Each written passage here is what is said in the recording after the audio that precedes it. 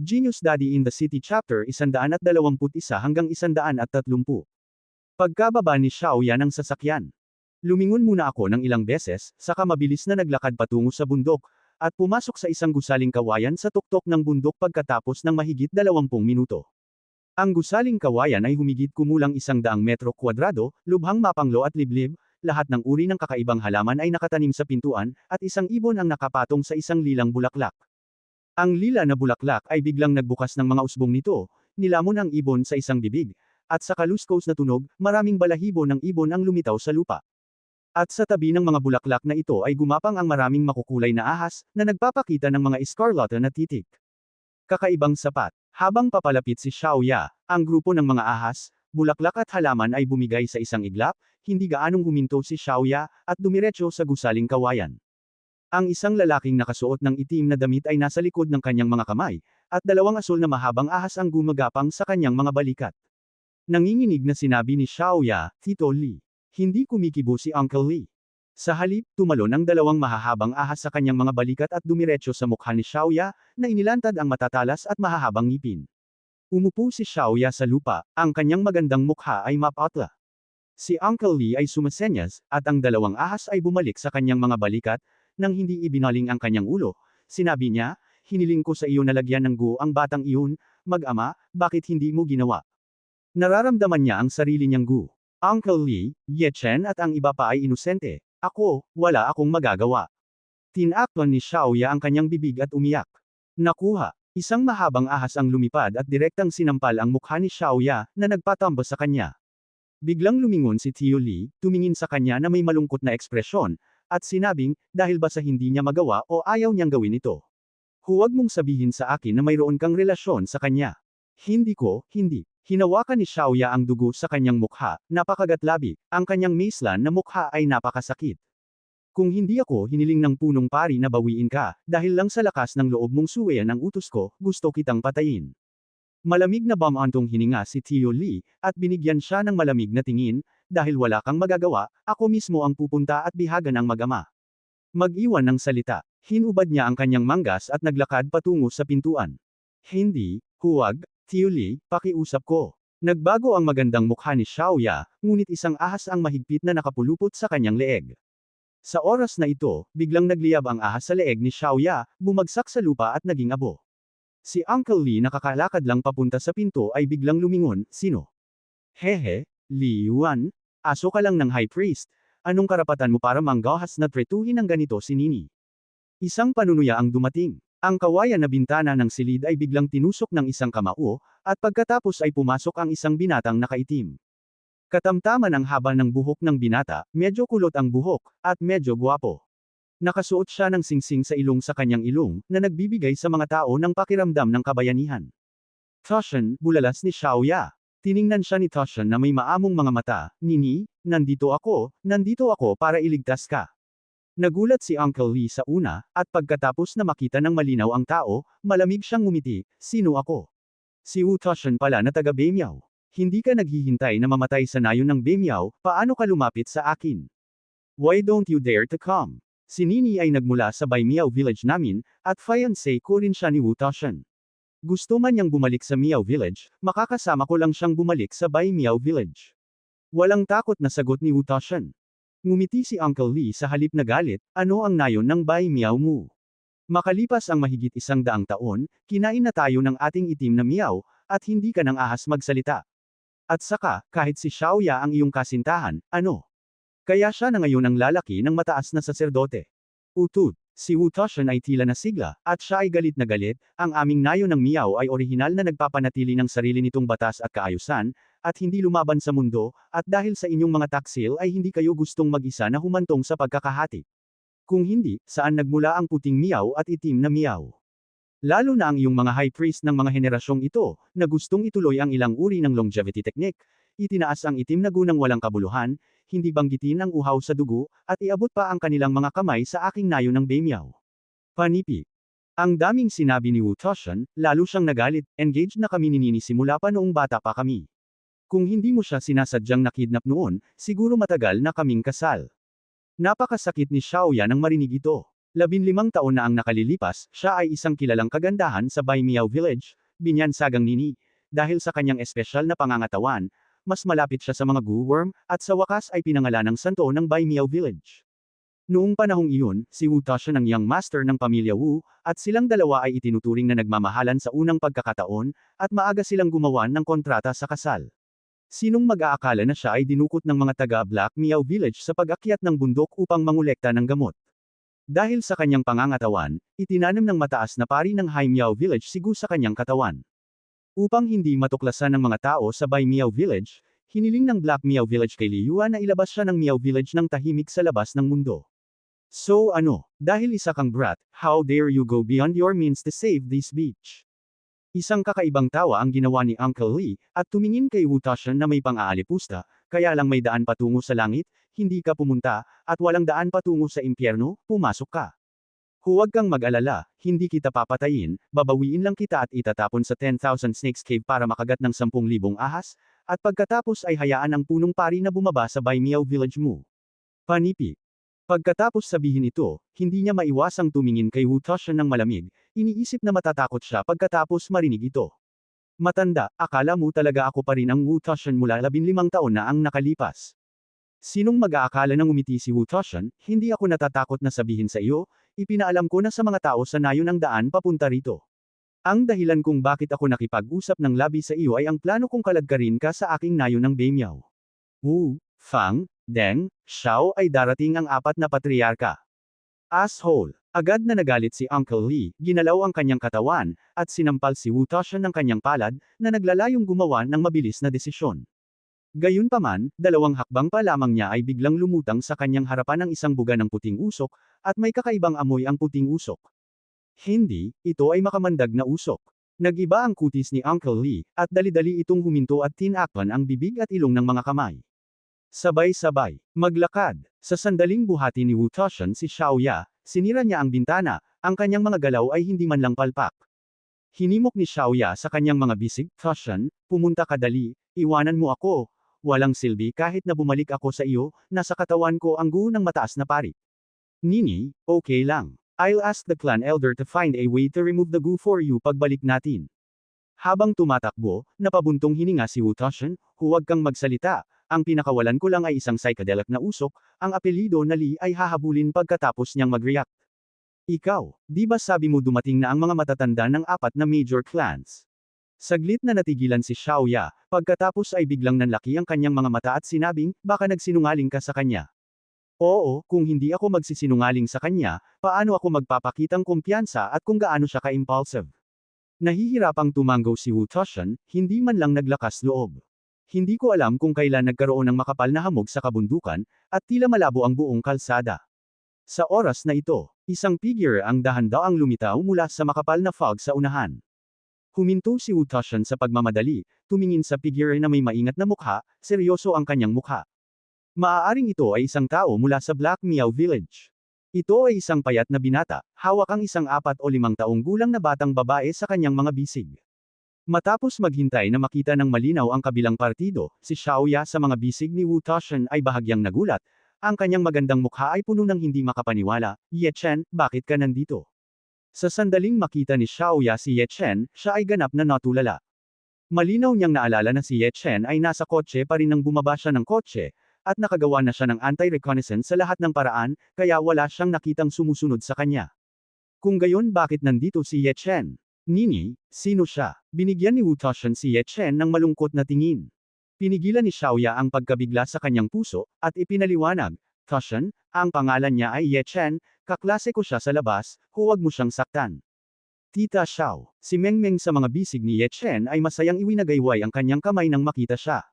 Magsasalita pa lang si Wu Tuxian, biglang nagbago ang kanyang ekspresyon, hindi, nasira ang naiwan kong nakaharang na Gu, at naabutan ang pinangalanang Li. Kahit na siya ay isang puting panla, alam din niya ang mga kasanayan sa Gu. Sa paraan upang makatakas ngayon, nag-iwan siya ng maraming ahas na si Gu, ngunit ngayon ang ahas na si Gu ay nawalan ng kontak sa kanya. Bahagyang nagbago ang magandang mukha ni Xiaoya, at patuloy niyang hinihimok si Ye Chen, Ye Chen, kunin mo ang iyong anak at tumakas, huwag mo kaming sundan, o kaladkarin ka namin pababa. I can't care about that much anymore, hayaan mo itong batang ito humingi ng blessings. Kinagat ni Wu Tushun ang kanyang mga ngipin, malamig na sumulyap kay Xiaoya, at akmang aalis na kasama siya sa kanyang mga bisig. Sa kanyang opinyon, kahit na si Ye Chen ay talagang kaklase ni Xiaoya, kaya imposibleng maging kasing halaga ni Xiaoya. Tatakbo. Bakit ako tatakbo? Biglang humakbang pasulong si Ye Chen, itinaas ang kanyang mga mata at bahagyang ngumiti kay Xiaoya. Anak, kung gusto mong mamatay, umalis ka sa daan at huwag mong harangin ang dinadaanan namin. Galit na galit si Wu Tushun, at sa sandaling iyon ay nakaramdam siya ng pagpatay kay Ye Chen.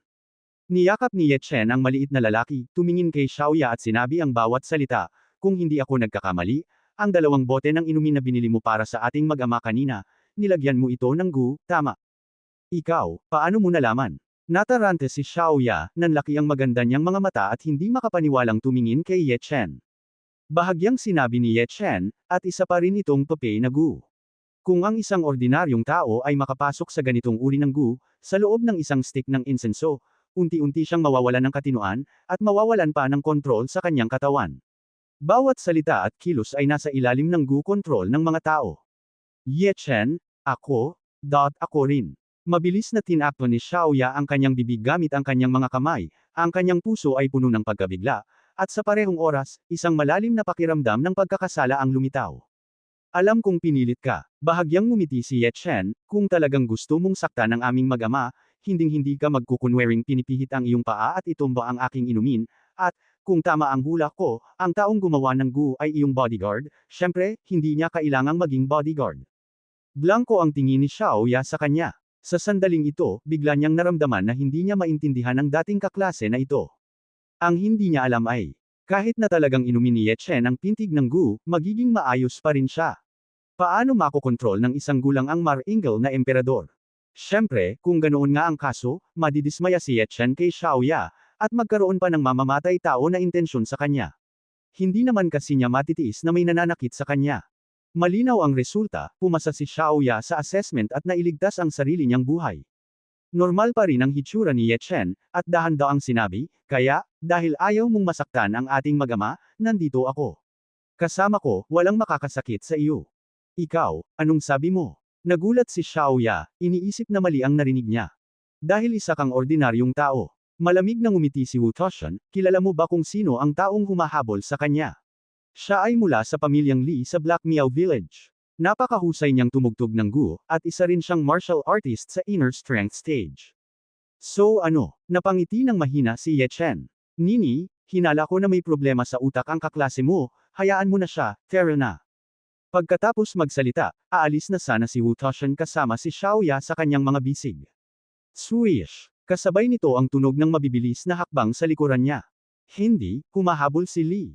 Mabangis ang ekspresyon ni Wu Tushun, at tiningnan niya si Ye Chen na may pamatay na hangarin sa isang kisap mata. Ang batang ito ang may kasalanan, kung hindi niya tayo pipigilan at maantala tayo ng matagal, paano tayo maaabutan ni Li? Bakas sa mukha ni Xiaoya ang kawalan ng pag-asa, Tushun, pumunta ka, isama mo si Ye Chen, at dapat mong isama ang kanilang mag-ama, trituhin mo lang ito bilang nagmamakaawa ako sa iyo. Hindi niya matiis sina Ye Chen at Wu Tushun na mamatay kasama niya, at handa siyang manatili at magpaliban ng oras. Hindi kita nagawang protektahan 15 taon na ang nakararaan. Napanood ko lang na mahulog ka sa fire pit at mamatay ng magkasama. Mapait na ngumiti si Wu Tushun at ibinaba si Xiaoya.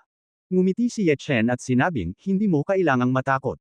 Tumahimik ka. Tinitigan siya ng masama ni Wu Tushun, gusto niyang masampal niya si Ye Chen hanggang sa mamatay. Kaya lang, nangyari na ang mga bagay-bagay, kahit anong gawin mo, walang saysay, at matatanggap mo lang ang iyong kapalaran. Pare, napakabangis nitong tito. Nagulat si Meng Meng sa kanya, at walang kamalay-malay na lumiit sa mga bisig ni Ye Chen.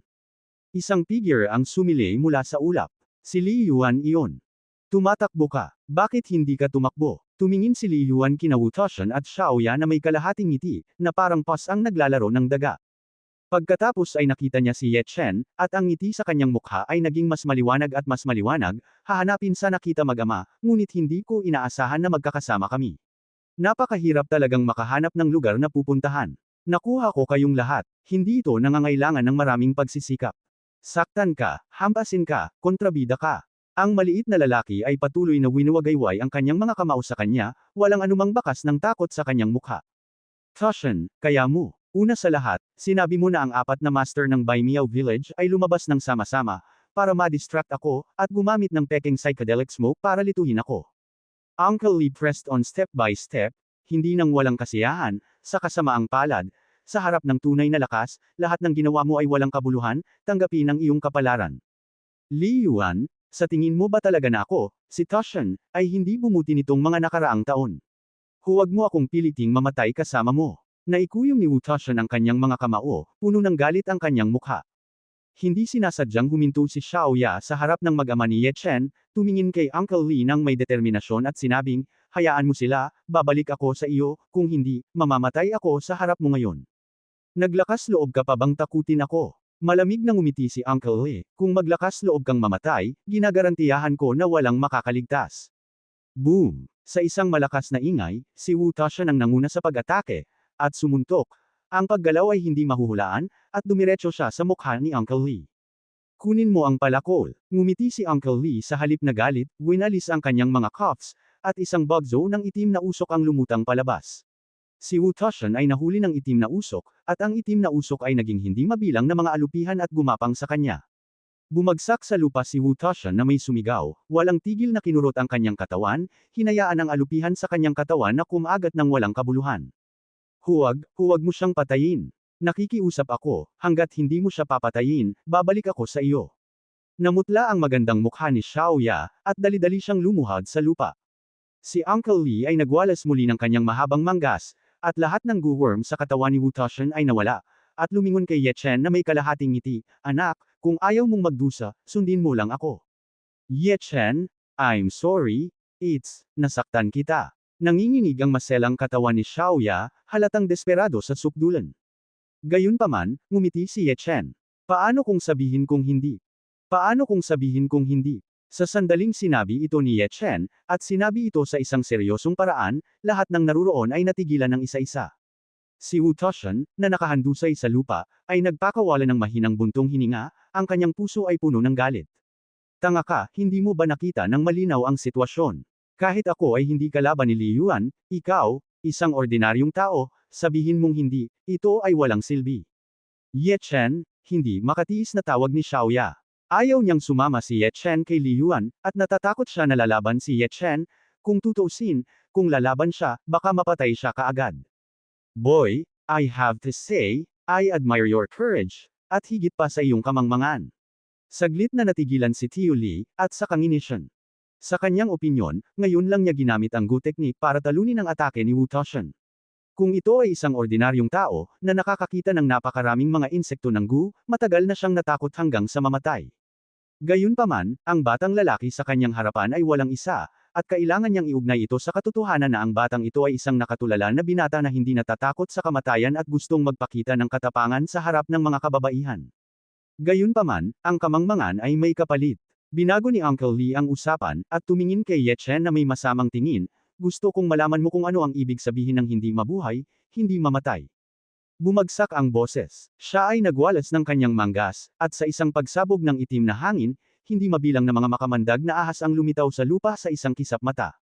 Ang mga makamandag na ahas ay nagkasalikop sa isa't isa, pinapaikot-ikot ang kanilang matutulis at maliliit na ulo, at humahanggos patungo kay Ye Chen gamit ang kanilang mga iskarlata na mata. Nang makita ang eksenang ito, maging si Wu Toshin, na nakakita na ng mga goo-worm mula pa noong bata pa siya, ay hindi napigil ang maramdaman na manhid ang kanyang anit, at ang kanyang mga mata ay puno ng takot. Tapos na ang batang ito. Napaupo pa si Xiaoya sa lupa, ang kanyang magandang mukha ay namutla, hindi, Ye Chen, tumakbo ka, tumakbo ka. Pare, takot ako sa ahas. Nanginginig ang katawan ni Meng Meng, at dali-dali niyang ibinaon ang kanyang ulo sa mga bisig ni Ye Chen, hindi ng ahas na tumingin ng diretso. Huwag kang matakot, huwag kang matakot. Tinapik siya ni Ye Chen sa balikat, tumingala sa grupo ng mga ahas na nagmumula sa lahat ng direksyon, at may kumikislap na kuryente sa kanyang mga mata. Agad na huminto ang grupo ng mga ahas, parang may nakasalubong na kakilakilabot, tumalikod sila at inatake si Tio Li. Bumalik ka, bumalik ka. Nagbago ang mukha ni Uncle Lee, at patuloy niya itong binibigyan ng utos. Gayunpaman, ang mga ahas na ito ay sumugod sa kanya na parang baliw, at pagkaraan ng ilang sandali, sila ay nahiga sa kanyang paanan, nakapulupot at nangangagat na galit na galit. Ang mga ekspresyon ni Wu Toshin at Xiaoya ay agad na natigil, iniisip na sila at ang iba ay may mga guni-guni. Napaungol si Uncle Lee sa sakit, pinitik ang kanyang mga daliri, at ang isa sa mga ahas ay medyo malaki ang ulo at isang hugis at sulok ang sumabog kaagad. Ang iba pang mga ahas ay namatay din sa sandaling iyon. Iyon ay ang hari ng Gu, at ang mga kumokontrol sa Gu ay magpapaamo ng hari ng Gu, at hahayaan itong Gu King na manguna sa iba pang mga insekto ng Gu. Nagmamadaling naglabas si Li Yuan ng isang puting bote at nilunok ito, at pagkatapos ay tumingin kay Ye Chen na puno ng kawalang paniwala ang mukha, "Anak, sino ka? Paano mo malalaman kung paano kontrolin si Gu?" Sa sandaling ito, ang kanyang pagbabantay laban kay Ye Chen ay tumaas sa sukdulan. Ang akala niya noon ay isang ordinaryong tao lang, pero sinong mag-aakalang magre-rebelde talaga ang kanyang Gu? Boom! Isang malaking hand fan ang dumating. Biglang nanigas ang ekspresyon ni Uncle Lee. Tulad ng isang umiikot na tuktok, ang kanyang ulo ay umikot ng 360 degrees ng ilang beses, at sa wakas ang kanyang mukha ay direktang lumingon sa kanyang likuran, at ang kanyang katawan ay bumagsak ng husto sa lupa. Pinalakpakan ni Ye Chen ang kanyang mga kamay at mahinang sinabi, "Masyado kang nagsasalita ng walang kaparirikon." Yung aksyon na yun, walang pinagkaiba yung ekspresyon na yun sa pagpatay lang ng lamok. Nagkaroon ng patay na katahimikan. Natigilan si Xiaoya. Dilat ang mga mata ni Wu Toshan, na nagpapakita ng ekspresyon ng nakakita ng multo. Si Li Yuan, na isang master ng internal energy at isa ring master ng Gu control, namatay lang ng ganito. At siya ay sinampal hanggang sa mamatay. Paano ito mangyayari? Lumapit si Ye Chen kay Xiaoya kasama ang maliit na lalaki sa kanyang mga bisig, at bahagyang ngumiti, "Sabi ko, sa tabi ko, walang makakasakit sa iyo." Tinitigan siya ni Xiaoya ng blanko, pakiramdam na parang panaginip ang lahat. Ito ba talaga ang hindi kaakit-akit na kaklase niya sa high school dati sa kanyang klase? Pinilit ni Wu Toshan ang sarili na tumayo mula sa lupa, at tumingin kay Ye Chen ng buong pag-iingat, "Sino ka? Ano ang layunin mo sa pagsunod kay Nini?" Namiss niya ito. Paano magiging ordinaryong tao ang taong may ganoong kasanayan? Imposibleng maging kaklase ni Nini. "Ang pangalan ko ay Ye Chen, ang matandang kaklase ni Xiaoya." Hinaplos ni Ye Chen ang buhok ng maliit na lalaki at ngumiti ng mahina, walang pinagkaiba sa dati. Kasabay nito, may mga pagsabog ng nagmamadaling yabag sa malayong kakahuyan. Nagulat agad si Xiaoya. "Huwag kang matakot, andito na ang clan elders." Unang nagbago ang mukha ni Wu Toshan, at pagkatapos ay ipinakita niya ang isang hitsura ng lubos na kaligayahan. Tamang-tama, pagkatapos ng ilang paghinga, 4 na figure ang tumalon mula sa kakahuyan, 3 lalaki at isang babae, lahat ay mas matanda, mga 50 o 60, na nakasuot ng damit na miyaw. Ang pinuno ay isang matandang babae na nakasakle. Nanlamig ang ekspresyon ni Ye Chen. Ang aura ng mga taong ito ay mas malakas kaysa kay Li Yuan noon, hindi kaunti. Ang matandang babae na nangunguna ay nasa Meridian Realm, at ang isa sa natitirang 3 matandang lalaki ay nasa Meridian Realm din. Tulad ng para sa natitirang 2, lahat sila ay nasa tuktok ng panloob na lakas. Nang makita ng matandang babae si Xiaoya, naging masaya ang kanyang ekspresyon, at dali-dali siyang lumapit sa kanya, "Nini." "Lola." Isinubsob ni Xiaoya ang kanyang sarili sa kanyang mga bisig, tulad ng isang sanggol na langaw na bumalik sa kanyang pugad, na labis na nasa sabik. "Sa wakas nakita ka na ni Lola, buti na lang nakabalik na, buti na lang nakabalik na." Niyakap siya ng matandang babae ng mahigpit, at patuloy na umiiyak ang dalawa. Ang isa sa mga matatandang lalaki ay mabilis na lumapit kay Wu Toshan at inilalayan siya, "Toshan, okay ka lang?" "Apo, ayos lang ako, nakagat ako ng insektong Gu ni Li Yuan." Napayuko si Wu Toshan sa kahihiyan, parang bata na nagkamali. Bumaba ang ekspresyon ng matanda, "Nasaan si Li Yuan?"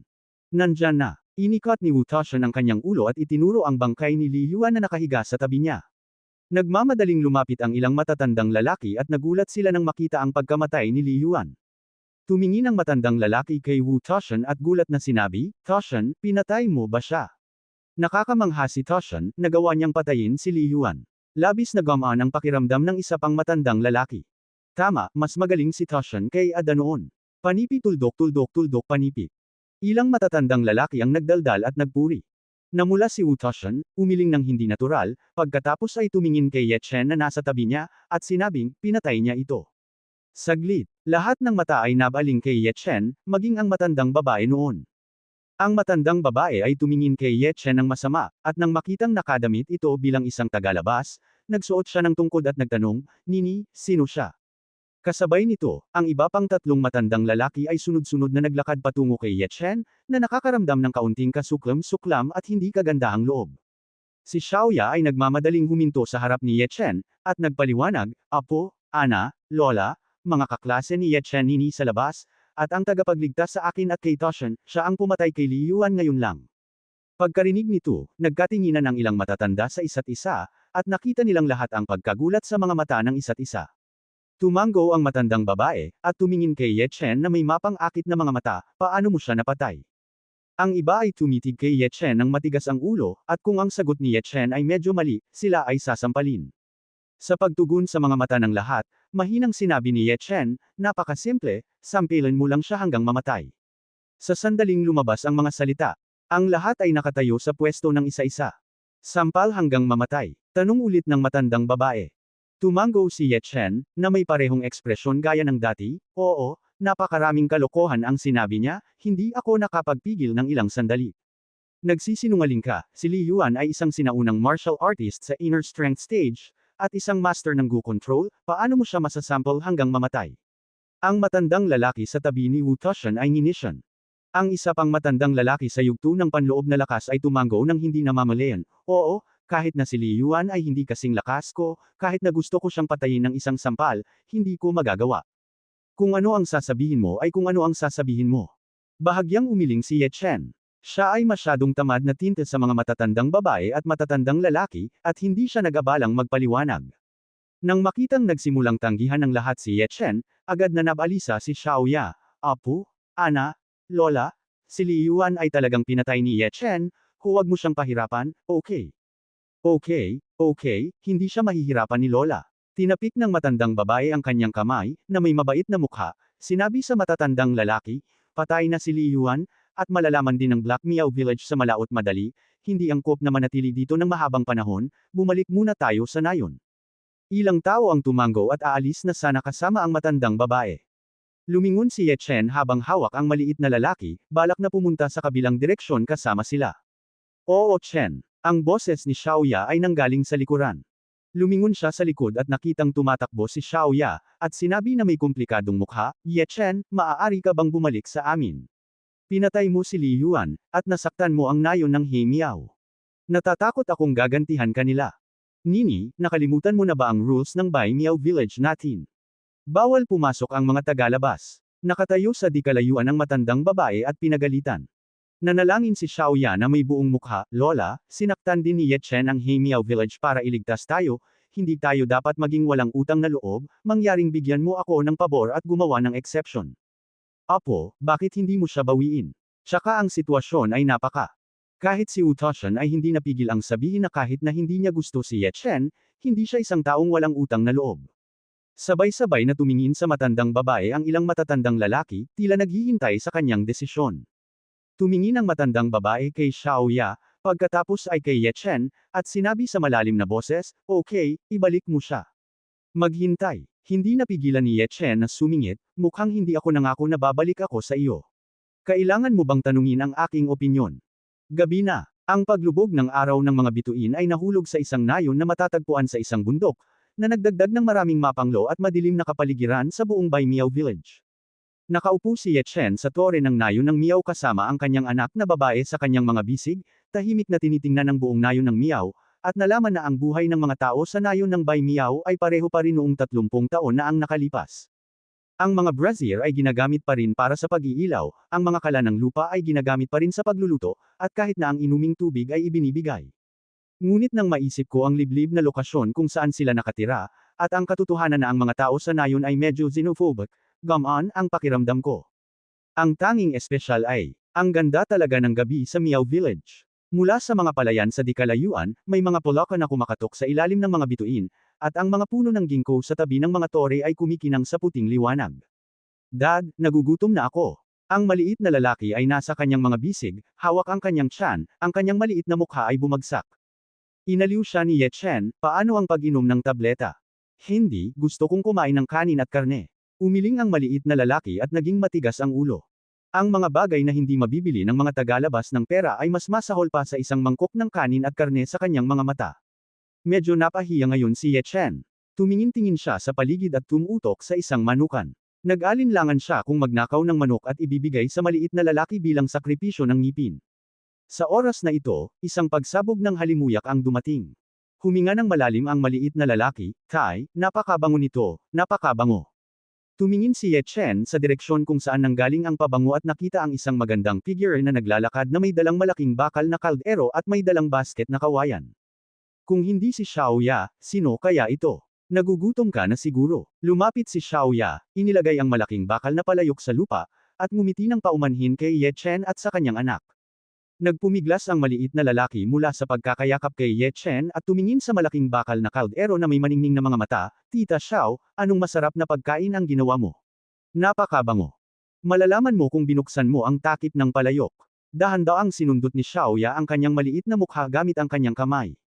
Dahan-daang binuksan ng maliit na lalaki ang takip ng palayok, at isang masaganang aroma ang biglang tumama sa kanyang mga butas ng ilong.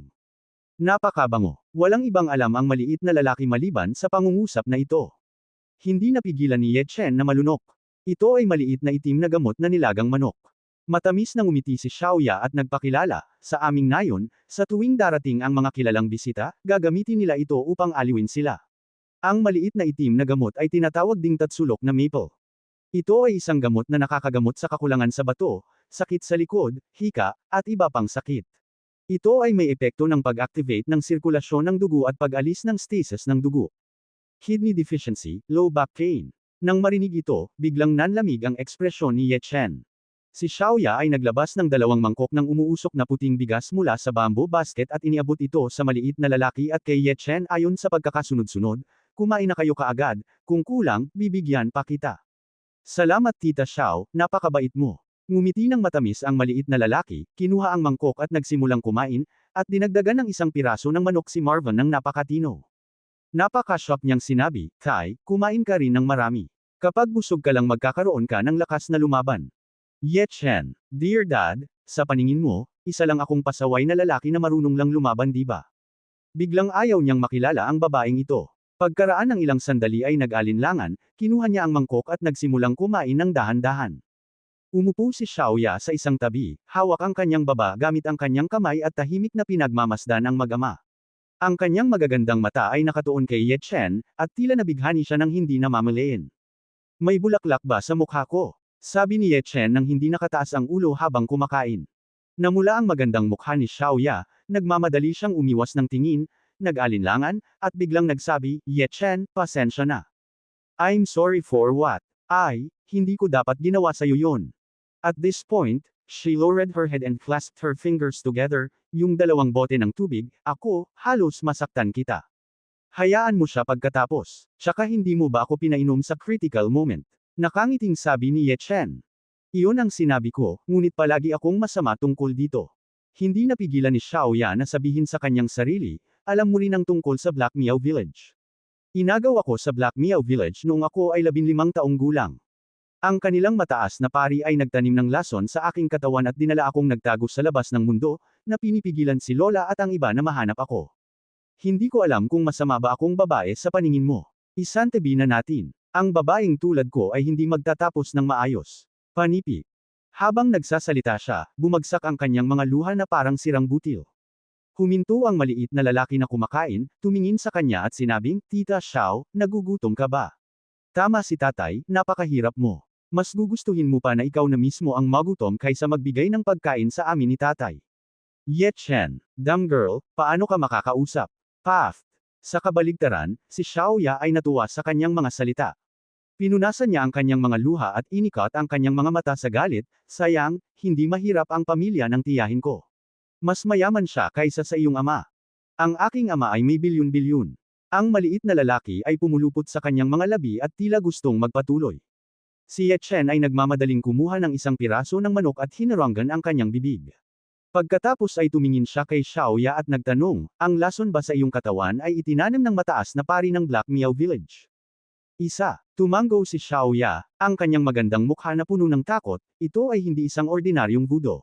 Ayon kay Uncle Lee, ito ay ang itlog ng Golden Silkworm Voodoo mula sa Black Miao Village. Kapag ito ay pumasok sa katawan ng tao, kahit na libu-libong milya ang layo nito, ito ay mawawasak. Nakokontrol pa ako ng pari, lalo na kapag umatake ang voodoo. At hindi ito maaalis maliban sa mataas na saserdote. Wala nang nagawa si Lola at ang iba matapos itong pag-usapan ng mahabang panahon. Sa puntong ito, hindi na siya makapagsalita, ngunit nanginginig ang kanyang maselang katawan, halatang dahil sa naranasan niya noon. Ito ba? Biglang may lumitaw na puti sa kamay ni Ye Chen, na parang silkworm na sanggol. Oo, walang kamalay-malay na tumango si Xiaoya, pagkatapos ay pinalaki ang kanyang magagandang mata. Ikaw, saan ka nanggaling? Mula sa iyong katawan. Tumawa si Ye Chen. Ako, sa katawan ko. Napaungol si Xiaoya at hindi makapaniwalang nagsabi, hindi, sabi mo ito ang lason sa aking katawan. Oo, tumango si Ye Chen. Nagulat si Xiaoya, paano mo ito naalis? Napakasimple lang. Natural na inilabas ko kung gusto ko. Yumuko si Ye Chen at malabong sinabi. Xiaoya, kinuha mo ito ng natural kung gusto mo. Ito ang itlog ng golden silkworm na si Gu. Ito ay isinumpa ng mataas na saserdote. Walang makakapag-alis nito maliban sa sarili niya. Nang makitang tulala siyang nakatingin sa kanya, sumimangot si Ye Chen, hindi ka naniniwala. Paano kung ibabalik ko ito para sa iyo? Bulalas ni Xiaoya, nagmamadaling umatras ng ilang hakbang, nanatili ng ilang segundo, at pagkatapos ay sinabing hindi makapaniwala, Ye Chen, minsan talagang nagdududa ako na hindi ka nakaklase ko dati. Sampilan si Li Yuan hanggang mamatay. Hindi niya alam, tinulungan niya itong alisin ang lason sa katawan ng mataas na saserdote. Ito ba ay isang bagay na kayang gawin ng mga ordinaryong tao? Huwag mong sabihin kahit kanino, alamin mo na lang sa sarili mo. Ayokong tanungin ako na parang preso ng mga matandang iyon. Ngumiti si Ye Chen nang walang pakialam. Salamat. Huminga ng malalim si Xiaoya at sinabing may pasasalamat, Ye Chen, salamat. Walang kwenta ang pagsasabi nito, kaya bakit hindi mo ako bigyan ng trabaho? Ang nilagang manok mo ay masarap panggamot sa kidney deficiency. Kuwit. Sabay-sabay. Matatagpuan sa isang lambak na 50 milya ang layo, isang nakapangangilabot na nayon ang nakatayo sa kadiliman, sa loob ng isang kuweba na may brazier. Isang lalaking nakabalot ng itim na damit ang kumakanta minsan sa brazier sa harap niya.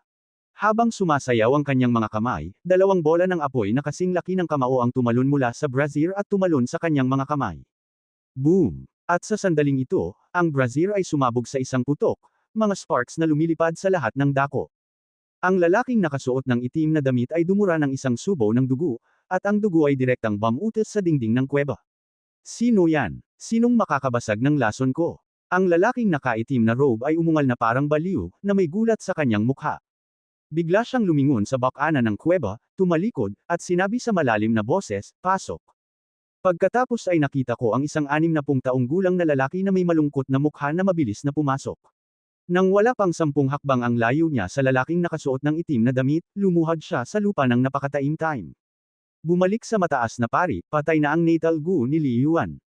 Ang lalaking nakasuot ng itim na damit ay hindi nagulat at sinabi ng hindi lumilingon, paano namatay ang walang kabuluhang iyon? Natagpuan namin ang kanyang bangkay sa pinangyarihan, at mga bagay mula sa Bai Miao Village. Nanginginig na sabi ng matandang si Yin Zha. Bai Miao Village? What a Bai Miao Village? Hindi ko ginustong maging sabik na makitungo sa iyo. Dahil hinahanap mo ang kamatayan, hindi nakakagulat na ako ang may kasalanan. Malamig na ngumiti ang lalaking naka-black robe. Inutusan ko ang mga matatanda ng 4 na pangunahing pamilya nina Li, Yin, Zhao at Ma na pamunuan ng tig-500 tao at magmadali sa Bai Miao Village bago mag-umaga sa susunod na araw. Ang 4 na master ng Tungmay Realm ay ipinadala. Kung hindi mo matalo ang Bai Miao Village sa pagkakataong ito, lahat ay itatapon sa Shenlang Pond. Ibalik mo sa akin ang asong iyon. Kinaumagahan ng madaling araw. May kumatok sa pinto ng kwarto ni Ye Chen at ng kanyang anak. Ang matandang babae mula kahapon ay nakatayo sa pintuan na may tungkod at walang ekspresyon na nagsabi, Mr. Ye, sa tingin ko ay oras na para umalis ka. Patawarin mo ang aming nayon ng miyaw sa hindi pagbibigay ng mabuting pakikitungo. Sa likod niya ay nakatayo ang ilang matatandang lalaki mula noon, pati na rin ang mga kabataan kabilang sina Toshan at Xiaoya. Maliban kay Xiaoya, walang ibang tao ang tila may labis na sigasig para sa kanilang ama at anak na babae, at kahit na may pahiwatig ng puot at pagtanggi. Kami, mag-ama, ay mag-iimpake at aalis. Bahagyang ngumiti si Ye Chen at saka isinara ang pinto. Hindi niya binalak na manatili sa Bai Miao Village ng mahabang panahon, at bukod pa, naalis na niya ang lason sa katawan ni Xiaoya. Naglakad siya papunta sa bedside at ginaisang si Mengmeng. Pinunasan ng maliit na lalaki ang kanyang inaantok na mga mata, Itay, inaantok na ako, at gusto ko pa ring matulog. Bumangon ka dali, dapat nating puntahan ang prairie. Inaliw siya ni Ye Chen. Kuwit. Sa isang patio sa labas ng pinto. Kinagat ni Xiaoya ang kanyang labi at nalilitong nagtanong, Lola, hindi pa madaling araw, bakit ka nagmamadaling paalisan si Ye Chen? Hindi alam ang pinanggalingan ng batang yun. Siyempre hindi natin siya pwedeng hayaang magtagal. Exception na lang natin na dito siya mag-overnight. Seryosong sabi ng isang matandang lalaki. Nagmamadaling sinabi ni Xiaoya, Lolo Fang, sinabi ko na sa kanya na kaklase ko siya, paano siya magiging isang taong hindi kilalang pinanggalingan? Kung gayon, maaari mo bang ipaliwanag kung bakit ang kaklase mo ay may lakas na patayin si Li Yuan? Hindi natinag na sabi ng matandang nagngangalang Fang. Natahimik si Xiaoya saglit, ako. Nini, hayaan mo na ang mga kaklase mo. Pinalambot ng isa pang matandang lalaki ang kanyang tono at sinabing, pinatay niya ang mga tao sa Black Miao Village. Mapoprotektahan lang namin siya saglit, ngunit hindi namin siya mapoprotektahan habang buhay.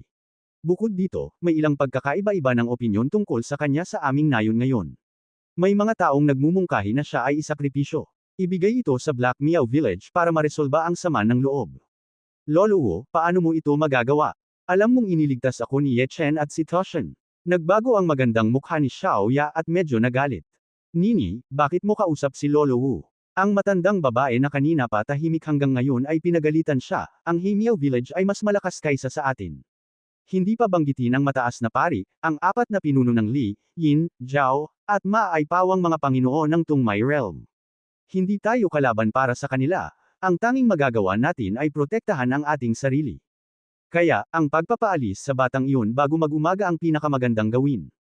Nahihirapang tumanggo si Xiaoya at walang pagpipilian kundi tanggapin. Nini, hindi ka ba nai-inlove sa batang yan? Umubo ang matandang babae at nagtanong na kunwaring casual.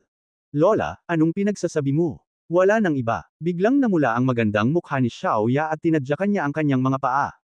Ang matandang babae ay hindi namamalayan na tumingin sa isa't isa at sa ilang iba pang mga clan elder, at ang mga ekspresyon ng lahat ay naging mas malungkot. Ang mga anak na babae ng Bai Miao Village ay hindi kailanman nagpakasal sa labas. Ito ay isang tuntuning ipinasa mula noong sinaunang panahon, at ito ay isang bakal na batas. Habang nag-uusap ang iba, lumabas si Ye Chen sa silid habang hawak ang maliit na lalaki sa kanyang mga bisig. Nang makita ang lahat na nakatingin sa kanya na may masamang mga mata, sinabi niya nang hindi nagbabago ang kanyang ekspresyon, excuse me, saan ang exit? Ye Chen, dadalhin kita doon, walang malay na sabi ni Xiaoya at lalakad na sana. Gayunpaman, siya ay nahuli ng matandang babae, Nini, may lason ka ngayon sa iyong katawan, kaya't hindi ka dapat magtrabaho ng labis. Dapat na pinaalis ni Lola ang iyong mga kaklase para sa iyo. Nahulog ang mga salita, may dalawang babae na nakahawak sa kanya. Lola, umiyak na sabi ni Xiaoya. Hindi siya pinansin ng matandang babae at binalik ang tingin kay Ye Chen, Mr. Ye, sumama ka sa akin, I will see you off personally. Bahagyang ngumiti si Ye Chen kay Xiaoya, at pagkatapos ay sinundan ang mga yapot ng matandang babae at naglakad patungo sa exit ng Bai Miao Village. Habang nasa daan ay walang sinabi ang dalawa. Nang malapit na siyang marating ang pasukan ng nayon, biglang huminto ang matandang babae at lumingon kay Ye Chen na walang ekspresyon, wala akong pakialam kung ano ang mangyayari sa pagitan mo at ni Nini. Gusto kong payuhan ka, huwag kang babalik pagkatapos mong umalis, huwag na lang makipag-ugnayan kay Nini, syempre, hindi na namin siya papakawalan muli. Hindi kita maintindihan. Kumunot ang noo ni Ye Chen. Sa madaling salita, ang anak ng ating Bai Miao Village ay hindi mag-aasawa sa labas, at hindi rin siya magpapakasal sa isang ordinaryong lalaki. Siya ay nakatadhana na pakasalan ng magiging mataas na pari ng ating Bai Miao Village. Sa puntong ito, huminto ang matandang babae at ngumisi, huwag mong isipin na dahil lang sa pagligtas mo kay Nini, maaari kang magkaroon ng labis na pag-iisip. Kahit na pinatay mo ang walang kabuluhang Li Yuan na iyon, ang iyong kakayahan ay wala sa aming paningin, kung gusto kitang patayin, ito ay kasing simple ng pagpatay kay Li Yuan. Napag-usapan nila si Marvin kagabi. Ang conclusion ay si Ye Chen ay hindi kaya ng goo magic at walang energy fluctuation sa kanyang katawan. Kaya't maaari lamang itong may ugnay sa katotohanan na si Ye Chen ay isang martial arts practitioner, at nagtagumpay siyang patayin si Li Yuan ng biglaan. Don't worry, I never had any thoughts about Xiaoya. The reason why I helped her was because I was in a good mood. Bahagyang ngumiti si Ye Chen, at bigla, tumingin siya sa gate ng village sa di kalayuan na parang may nararamdaman, at kumunot ang noo, ito na ang tamang oras.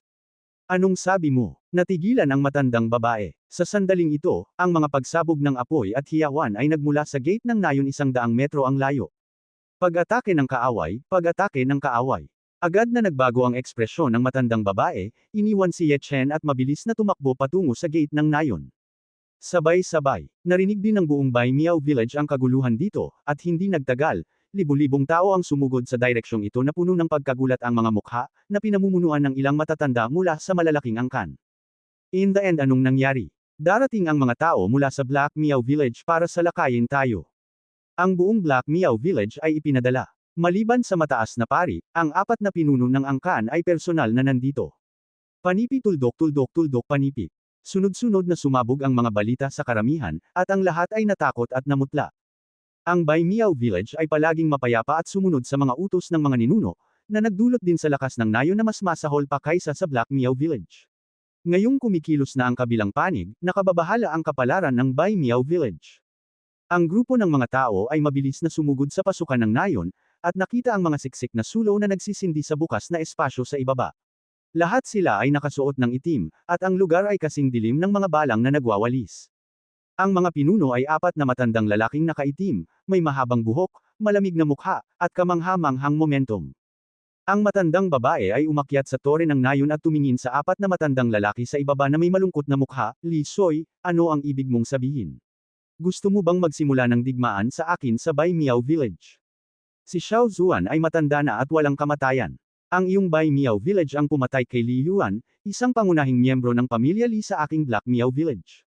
Ito ay isang hindi mapagkakasundwang puot.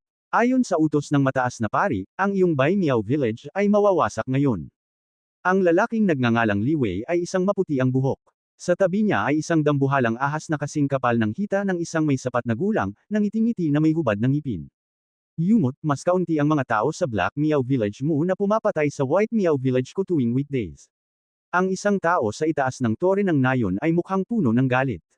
Malamig na ngumiti si Li Soy, mayroon kang 1 minuto para buksan ang gate ng nayon, at luluhod ang lahat at mahuhuli, kung hindi, walang manok o aso ang maiiwang buhay ngayon.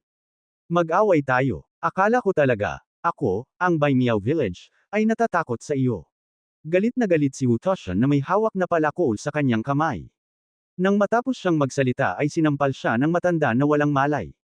Binuhat siya ng matanda at diretsyong tumalon mula sa gusali ng nayon, paulit-ulit na inatake ang mga disipulo ni Bai Miao na nagbabantay sa gate ng nayon. Wu Shu, tumigil ka, alam mo ba ang iyong ginagawa? Ang matandang babae ay malakas na itinulak ang kanyang mga saklay, nakadilat ang mga mata. Bahagyang tinakpan ni Xiaoya ang kanyang mapupulang labi at napabulalas, Lolo Wu, hindi. Nang makita ang eksenang ito, lahat ay hindi makapaniwala. Si Wu Shu ang elder ng pamilya Wu sa Bai Miao Village, at ang tanging pangalawang master sa Tongmai Realm sa village. Sa hindi inaasahang pagkakataon, nagrebelde siya. Hahaha, si Xiao Zuan ay immortal, hindi mo akalain na ang pangalawang master ng Bai Miao Village mo ay makakasama ng maaga sa Black Miao Village ko. Tumawa ng malakas si Li Wei sa ibaba, hindi ako natatakot na sabihin sa iyo na si Wu Shu ay palaging isa sa atin. Maging ang apo mong si Nini ay banihag niya at ibinigay sa mataas na pari. Boom! Pakiramdam ng matandang babae ay para siyang tinamaan ng kidlat. Hindi siya makapaniwalang tumingin kay Wu Shu, na pumapatay sa sarili niyang mga tao sa ibaba. Dumura siya ng isang bibig ng dugo at sinabing, Wu Shu, hindi ka mamamatay ng maayos. Xiao Zuan, pasensya na, ang mataas na pari ay may malaking kapangyarihan. Ayokong lumubog ang barko kasama mo. Ang tanging paraan para sumunod sa mataas na pari ay ang sumunod sa tadhana. Sinabi ni Wu Shu na may walang katulad na pagwawalang bahala. Natigilan si Xiaoya. It turns out, it's out that my most beloved grandpa who harmed me from the beginning. Boom! Binuksan ni Wu Shu ang gate ng village. Patayin mo ako at sirain ang Bai Miao Village. Walang may iwan na buhay. Ikanaway ni Li Wei ang kanyang malaking kamay, at libu-libong tao mula sa Black Miao Village sa likod niya ang bumuhos sa gate ng village. Ang ilan ay nagpaputok ng mga palaso at ang iba ay nagbuhos ng lason. Sa ilang sandali, ang mga ahas, daga, insekto at langgam ay nasa lahat ng dako, at may mga hiyawan sa lahat ng dako. Dalawa lamang sa apat na elder ng apat na pangunahing tribo sa White Miao Village ang nasa Tongmai Realm, habang ang lahat ng apat na elder ng Black Miao Village ay nasa Tongmai Realm, kaya ang kanilang lakas ay likas na hindi pantay. Ngayon kasama ang paghihimagsik ni Wu Shu, ito ay magiging isang mapangwasak na dagok sa Bai Miao Village. Ang matandang babae na pinangalanang Xiao ay nag-alay ng kanyang buhay upang labanan si Wu Shu at isa pang Tongmai Realm Master mula sa Black Miao Village. Ang natitirang dalawang Tungmay Realm Masters mula sa Black Miao Village ay parang mga tigre na pumapasok sa kawan ng mga tupa. Nakita ng matandang babae na karamihan sa mga tao sa Bai Miao Village ay namatay at nasugatan, at siya ay nawalan ng malay. Bilang karagdagan, siya ay kinubkob ng dalawang amo, at ang isa sa kanyang mga braso ay nakagat ng higanteng ahas ni Li. Halos himatayan si Xiaoya, Lola. Nini, alis na tayo, pumunta ka sa pinakamabilis, hanggat maaari, at huwag nang babalik. God damn me Bai Miao Village, ano bang nagawa nating mali? Nagsusuka ng dugo ang matandang babae. Sa tuktok ng gusali ng nayon, hinawakan ng ilang anak ng pamilya Xiao si Xiaoya, namumula ang kanilang mga mata, Nini, hindi na mababawi ang sitwasyon. Fair na, lalaban tayo para protektahan ka. Hanggat hindi ka mamamatay, hindi masisira ang Bai Miao Village natin. Huwag mong hayaang mawala ng saysay ang pagsisikap ni Lola. Wusho, hulihin mo ang asong iyan dali. Kapag tumakas siya, mamamatay tayong lahat. Sinampal ni Li Soy ang matandang babae na may apelyidong Xiao at umuungal ng paulit-ulit. Si Wushu, na nakikipaglaban sa karamihan, ay tumanggo upang ipahayag ang kanyang pangunawa. Umaasa sa kanyang cultivation sa Tungmay Realm, pakiramdam niya ay nasa isang desyerto na lugar siya, at tumalon siya sa tuktok ng village tower sa ilang patayong hakbang. Ang mga disipulo ng pamilya Xiao na nagbabantay kay Xiaoya ay nagngangalit ang kanilang mga ngipin at sumugod ng walang takot sa kamatayan. Matigas ang ulo. Malamig na sumangot si Wushu, pinatay silang lahat sa isang iglap, at pagkatapos ay hakbang-hakbang na naglakad patungo kay Xiaoya. Walang kamalay-malay na napaatras si Xiaoya kay Ye Chen at tumingin kay Wushu na may sakit na mukha, Lolo Wu, bakit? Kung hindi mo inalagaan ang sarili mo, parusahan ka ng langit at lupa.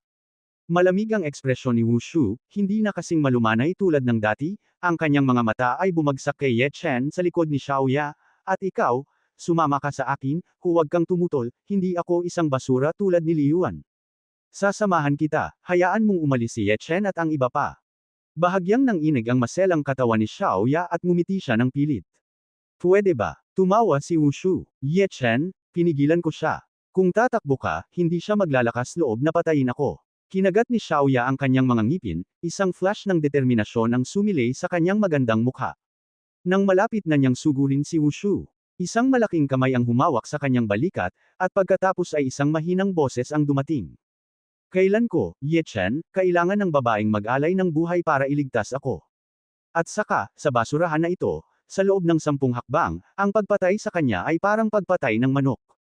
Nang inig ang katawan ni Xiaoya at tumalikod siya para tingnan si Ye Chen ng walang laman. Kailan ko, Ye Chen, kailangan ng babaeng mag-alay ng buhay para iligtas ako. Sa loob ng 10 hakbang, ang pagpatay sa kanya ay parang pagpatay ng manok. Dalawang maiikling pangungusap, ngunit malambot at nangingibabaw, ngunit nagpapakita ng paghamak sa pagiging dominanti. Nagdulot ito ng malalaking alon at alon sa kanyang puso. Ilang sandali pa ay medyo na-distract siya. Laganap si Shuzi. Kung ang parehong bagay ay nangyari, si Wu Zufei ay halos sumabog sa galit. 15 hakbang ang layo, bigla niyang ipinalakpak ang palad niya. Mabangis ang hangin sa palad niya. Kahit gumagalaw ang katawan niya, para itong tigreng gutom na sumusubaw sa pagkain. Ye Chen, tumakbo ka. Agad namutla ang mukha ni Xiaoya. Umiling si Ye Chen at sa halip ay humakbang pasulong upang protektahan si Xiaoya sa kanyang likuran. Ayos lang. Mawawasak ang nayo ng Miao at mamamatay ng malungkot ang mga tao.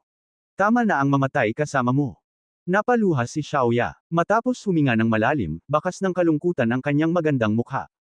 Ngunit nakita niya si Ye Chen na umabot at humawak ng hangin, at isang puting liwanag ang biglang nabuo sa kanyang palad, parang espada. Naramdaman lamang ni Xiaoya ang isang flash ng puting liwanag sa harap ng kanyang mga mata at pinaikit ang kanyang mga mata nang hindi namamalayan.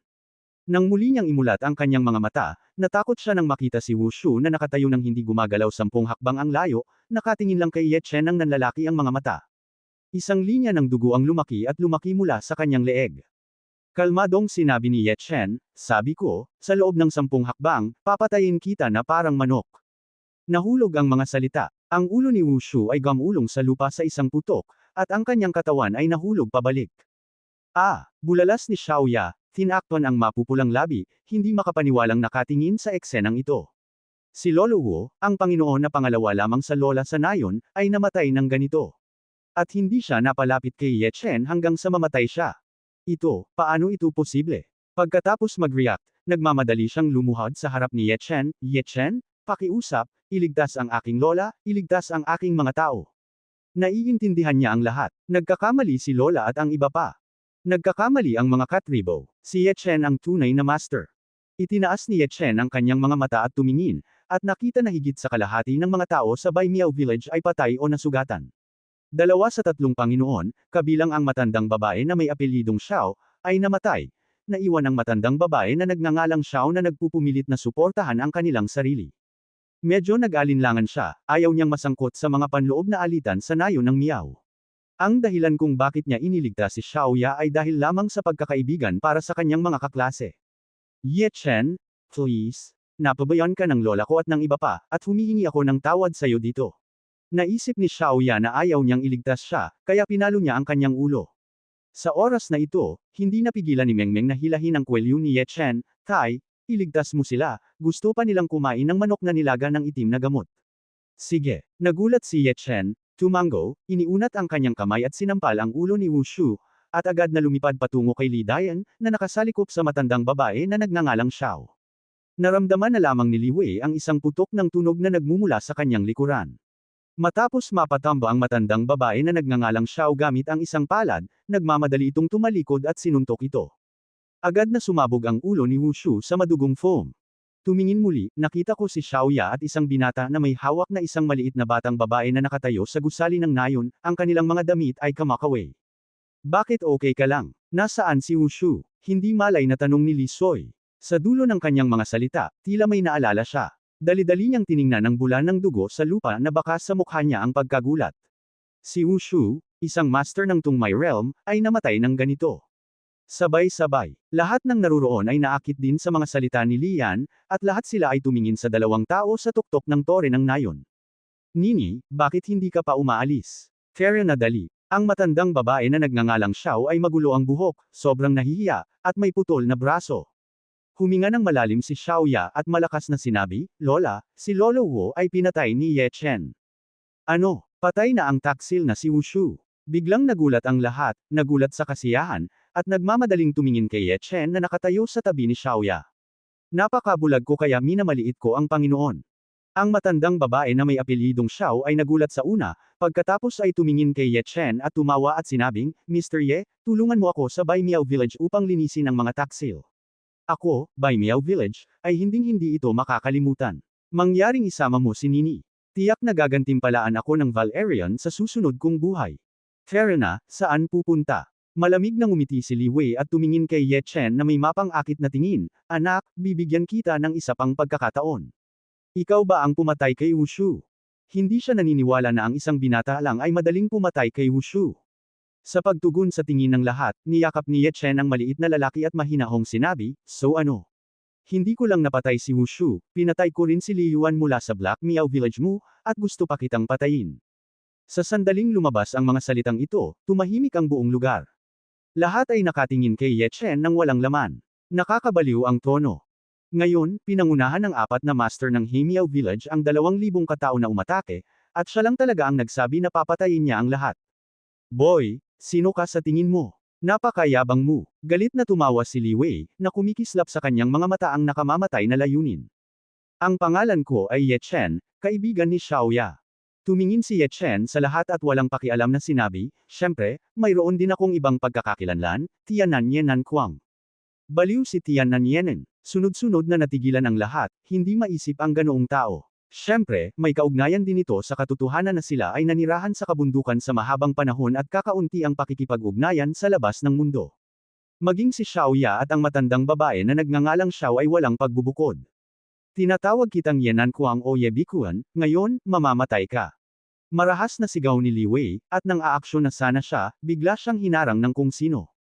Clan leader, hindi mo dapat gawin ito. Nakita ko ang isang nasa katanghaliang gulang na lalaki na may makapal na kilay at malalaking mata na naglalakad palabas mula sa likuran ni Li Soy. Ang nasa katanghaliang gulang na lalaki ay nagtaas ng kanyang mga mata at tumingin kay Ye Chen. Ang kanyang mukha ay kapansin-pansing nagbago, ikaw ba talaga si Yenan Kuang? Walang sinabi si Ye Chen. Tumingin muli sa kanya ang nasa katanghaliang gulang, at ang kanyang ekspresyon ay lalo pang natakot, na parabang kinakausap niya ang kanyang sarili, mukhang katulad ng mga alingawngaw. Lui Feng, ano ang ibinubulong mo? Sabi ni Li Soy na may malungkot na ekspresyon. Clan leader, we'd better retreat. With this person here, things can't control.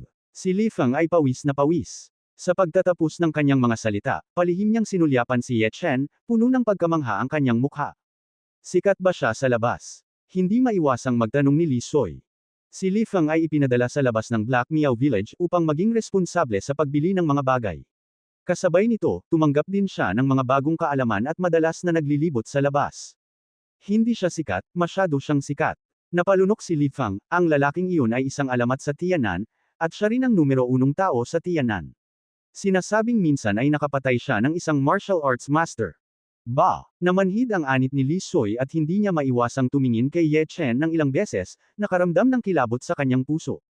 Master ng martial arts. Para sa kanila, ito ay isang alamat, tulad ng mataas na pari sa nayon, na ang mahika ay umaabot sa langit. Kung talagang martial arts master ang batang iyon gaya ng sinabi ni Li Feng, tayo pa ba ang kalaban niya? Ang boses ni Li Feng ay hindi malakas o tahimik, ngunit ito ay umabot sa pandinig ng lahat bawat salita. Mr. Ye is a martial arts master. Bakas sa mukha niya ang pagkagulat sa matandang babae na pinangalanang Xiao. Tumingin si Xiao Ya kay Ye Chen na may nanlalaking magagandang mata, medyo hindi makapaniwala. Anong kalokohan si Yenan? Isang malamig na ungol ang tumunog, at isang matandang lalaki mula sa Black Miao Village na nakasuot ng itim na roba ay lumapit. Li Wei, sayang ang buong buhay mo at talagang naniniwala ka dito. Kahit na si Yenan Kuang talaga ang sinabi ni Li Feng, paano ka makakasiguro na ang bata sa itaas ay si Yenan Kuang? Ako, Yin Shi, hindi na naniniwala sa kasamaan. Sa sandaling lumabas ang mga salitang ito. Agad na nag-react si Li Wei at tumingin kay Ye Chen na may malungkot na ekspresyon. Anak, wala akong pakialam kung ikaw si Yenan Kuang o hindi. Bibigyan kita ng pagkakataon ngayon at umalis dito, kung hindi. Hindi. Natigilan siya bago siya natapos magsalita. Ikinaway ni Ye Chen ang kanyang kamay, medyo naiinip. Sa iilan lang sa inyo na talunan, bakit ako, Ye Chen, matatakot sa inyo? Sabay na tayo. Habang nahulog ang mga salita ni Ye Chen, hindi napigilan ng lahat na mapabuntong hininga. Gusto niya talagang hamunin ang apat. Dapat mong malaman na si Lian at ang iba pa ay ang apat na master sa Black Miao Village bukod sa High Priest. Mr. Ye, don't be impulsive. Itong apat na matandang aso ay napakalakas at napakagaling gumamit ng lason. Nagbago ang ekspresyon ng matandang babae na may apelyidong Xiao at nagmamadaling sinabi niya, handa akong ipaglaban ng buong buo para mabigla ni Mr. Ye ang 2 taong ito. Hindi na kailangan. Kalmadong sinabi ni Ye Chen, sabi ko, patayin mo lang itong apat na basurang parang aso. Mayabang. Ngayon ay hahayaan kitang maranasan ang kapangyarihan ng aking Yin Shi. Si Yin Shi sa ibaba ay galit na galit, at sa paggalaw ng kanyang katawan, gumawa siya ng ilang patayong hakbang sa kahabaan ng kahoy na frame ng village tower, at tumalon papunta sa village tower na parang lumilipad sa isang eaves at naglalakad sa ibabaw ng pader. Mamatay ka sa akin. Nagtama si Yin Shi gamit ang isang palad, at ang isang palm print ay namuo sa hangin, na tumama kay Ye Chen ng napakabangis na momentum. Napasigaw si Xiao Ya sa sobrang takot. Casual na hinampis ni Ye Chen ang isang palad gamit ang isang kamay. Susunod na sandali, ang ulo ni Yin Shi ay nahati sa isang iglap, at wala na siyang oras para sumigaw. Bumagsak ang katawan niya sa lupa on the spot. Sa sandaling ito, isang patay na katahimikan ang namayani sa buong lugar, lahat ay nakatingin sa eksenang ito ng walang laman, na para bang sila'y natulala. Meeting lang, si Yin Shi, ang nangungunang master ng Black Miao Village, ay namatay ng ganito. Ang 3 pinuno ng Black Miao Village, kabilang si Li Dayan, ay mukhang natakot at nahirapang tanggapin ito. Itinaas ni Ye Chen ang kanyang mga mata at tumingin sa kanilang 3, si Lian, na may intensyong pumatay sa kanyang mga mata.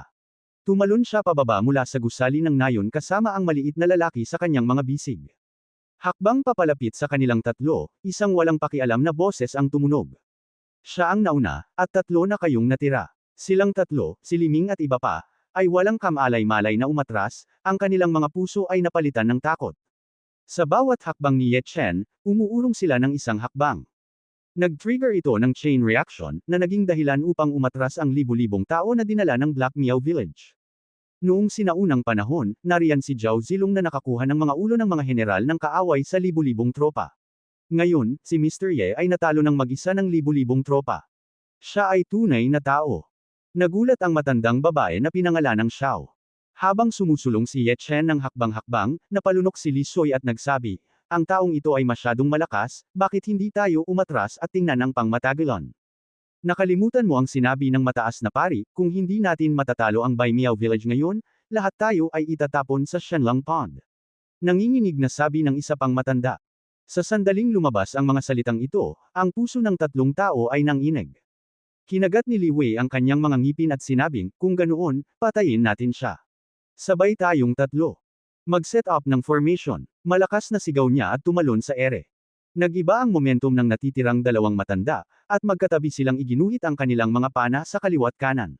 Matapos matambas si Lee Soy, tumayo siya sa kanilang mga balikat, na bumubuo ng hugis herringbone.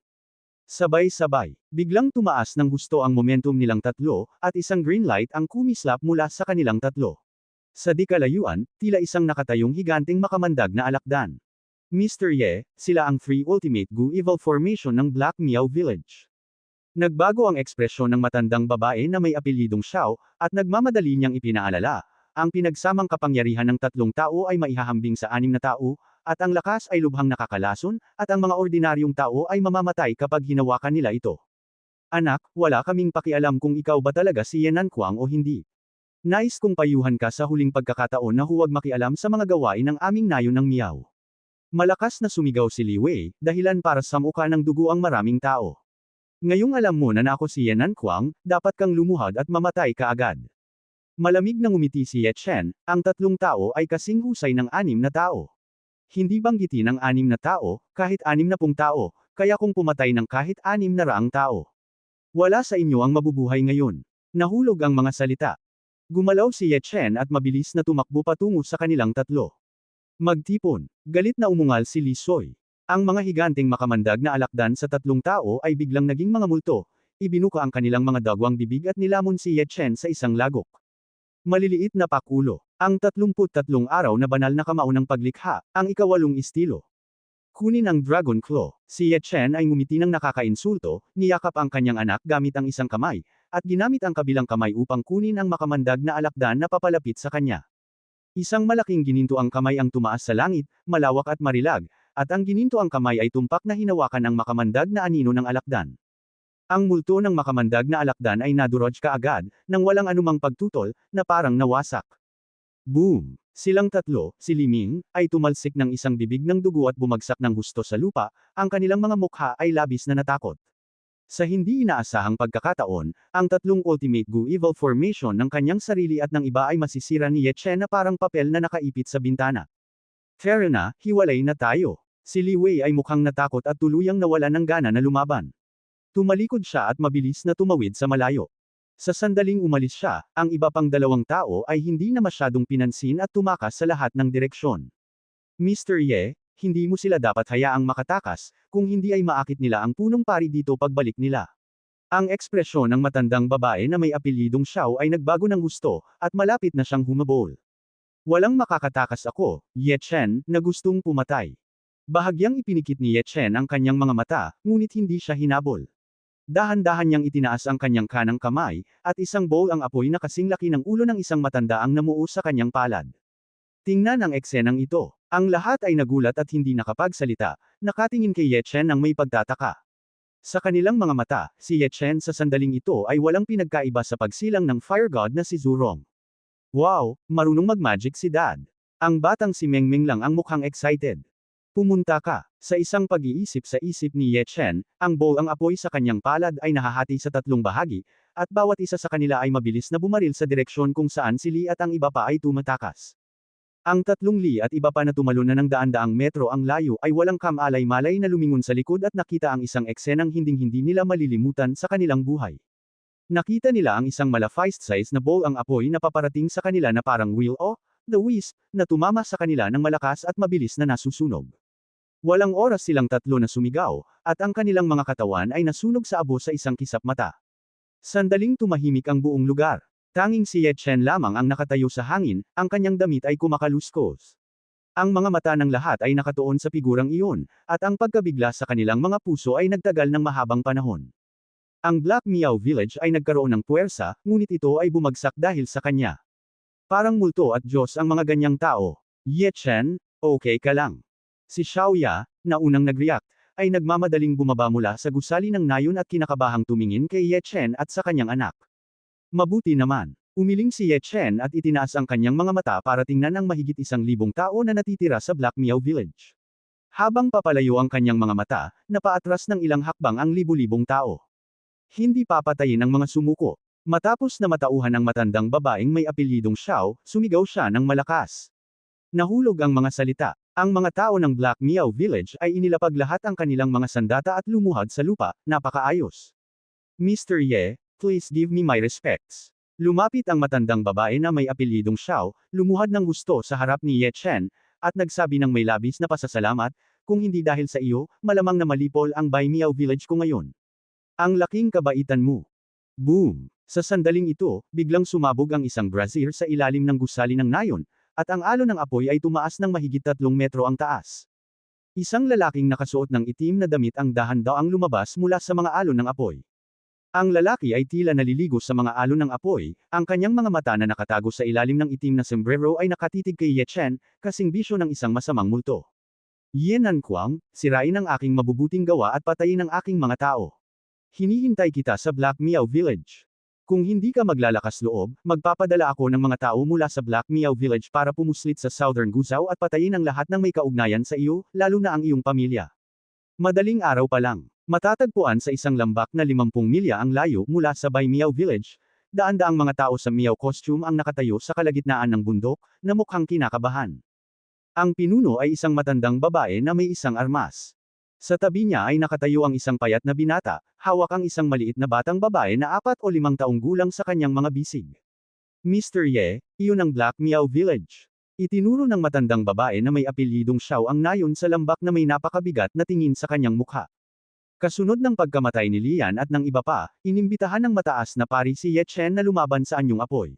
Dahil alam niyang makapangyarihan ang mataas na pari, hinikayat niya si Ye Chen na huwag pumunta, ngunit nanatiling hindi natinag si Ye Chen. Maaari lamang niyang dalhin ang lahat ng mga kabataang lalaki sa kanyang angkan upang sundan siya. Pagkatapos ng lahat, kahit na si Ye Chen ay dumating ng hindi inaasahan, ang mataas na saserdote ay lalapit sa kanya maaga o huli, at ang kalalabasan ay magiging pareho. Sa kasong ito, bakit hindi subukan? Hinawakan ni Ye Chen ang kanyang anak na babae at tinitigan ang Black Miao Village, para lamang makita ang isang bahagyang bakas ng itim na hangin na umaaligid sa direksyon na iyon, at ang itim na hangin ay nagtagal. May demonyong aura, parang ang Shenlong Tan na binanggit mo. Fair na, gusto kong makilala sandali ang mataas na pari na ito. Bahagyang ngumiti si Ye Chen, nanguna at naglakad sa lambak kasama ang kanyang anak na babae sa kanyang mga bisig, at lahat ay nagmamadaling sumunod. Ngunit kakaibang makitang walang nagtatanggol sa Black Miao Village, at tila ito ay sumangga mula sa manipis na hangin. Nagbabala ang matandang babae na pinangalan ng Xiao, Mr. Ye, mag-ingat sa pandaraya. Hindi mahalaga kung manloloko ka o hindi, babaliin ko ito ng isang suntok. Si Ye Chen ay mukhang gaya ng dati. Dahil hiniling sa kanya ng mataas na pari ng Black Miao Village na pumunta, dapat ay may sapat siyang tiwala sa sarili niyang lakas. Ang grupo ay pumasok ng malalim sa Black Miao Village, naamoy ang masangsang na amoy ng dugo sa hangin, at dumiretso sa templo kung saan naroon ang High Priest. Ang tinatawag na templo ay talagang isang kastilyong bato lamang na gawa sa mga bato, ngunit ang kastilyong bato ay mukhang isang mabangis na hayop. Sa paghakbang ng lahat sa templo, nakita nila ang isang napakadilim na espasyo na may mga hanay ng mga brazier na nakalagay sa paligid nito. May mga patong-patong ng mga hagdang bato na umaakyat mula sa ibaba hanggang sa itaas, na natatakpan ng lahat ng uri ng makamandag na ahas. Pagtingin sa paligid, para kang nasa dagat ng mga ahas. Isang itim na figure ang biglang tumayo sa dulo ng mga hagdang bato, na nakatalikod sa lahat. Mataas na pari, natatakot na sabi ng matandang babae na pinangalan ng Xiao. Ang mga tao sa likod niya ay hindi maiwasang manginig at medyo hindi makatayo. Isang kislap ng takot ang sumilay sa magandang mukha ni Xiao Ya, at hindi niya namamalayan na lumapit siya kay Ye Chen. Ikaw si Ye Nanquang. Isang napakalamig na boses ang umalingaw-ngaw sa bulwagan. Ang figure sa dulo ng mga hakbang na bato ay umikot, at ang apoy sa nakapalibot na mga brazier ay sumabog, na nagpapaliwanag ng kaunti sa itim na figure. Isa itong matandang mga 40 o 50, mahaba ang buhok at matalas na mata na parang agila. Isang hakbang pasulong si Ye Chen at mahinahong sinabi, ikaw ba ang mataas na pari ng Black Miao Village? Ye Nanquang, tanong ko sa aking sarili, kung hindi kami salungat sa iyo, kung ayaw mong maging hari at hegemon sa labas, bakit mo gustong makialam sa mga gawain ng aming nayon ng Miao? Sabi ng punong pari na may malungkot na ekspresyon. Napangiti si Ye Chen, walang dahilan, nakikita ko lang na malungkot ka. Dahil alam mo ang aking pagkakakilanlan, dapat kang lumuhad at yumuko para mamatay ngayon. Baka pag-isipan kung panatilihing buo ang iyong katawan. Mayabang. Galit na galit ang punong pari at malamig na bamantong hininga. Huwag mong isipin na dahil nakakuha ka ng kaunting katanyagan sa labas, hindi mo ako pinagseseryoso. Ipapakita ko sa iyo ang aking mga pamamaraan ngayon. Nahulog ang mga salita. Biglang may lumabas na bone float sa kamay niya. Sa tunog ng plota, ang bawat tao'y nakaramdam ng kakaibang malamig na hininga na hamihip patungo sa kanilang mga mukha, at nagkaroon ng dagandong sa kanilang mga ulo, na parang libu-libong mga multo ang umuungal, at ang kanilang mga katawan ay malabo na hindi matatag. Ang mga grupo ng itim na enerhiya ay namuumula sa tuktok ng ulo ng lahat, at sumisigaw ang mga mukha mula sa itim na enerhiya. Ito ang soul summoning ghost float na nakatala sa ancestral scriptures. Magagamit nito ang kapangyarihan ng mga multo at Diyos para kontrolin ang lahat ng multo at kontrolin pa ang lahat ng uri ng gu. Ang ekspresyon ng matandang babae na may apelyidong Xiao ay biglang nagbago, na parang may naalala, at pagkatapos ay tumingin siya sa mataas na pari na may takot sa kanyang mukha. Hindi ko akalain na para mapino ang isang ghost float, pinatay mo talaga lahat ng nasa Black Meow Village. Napakalupit mo.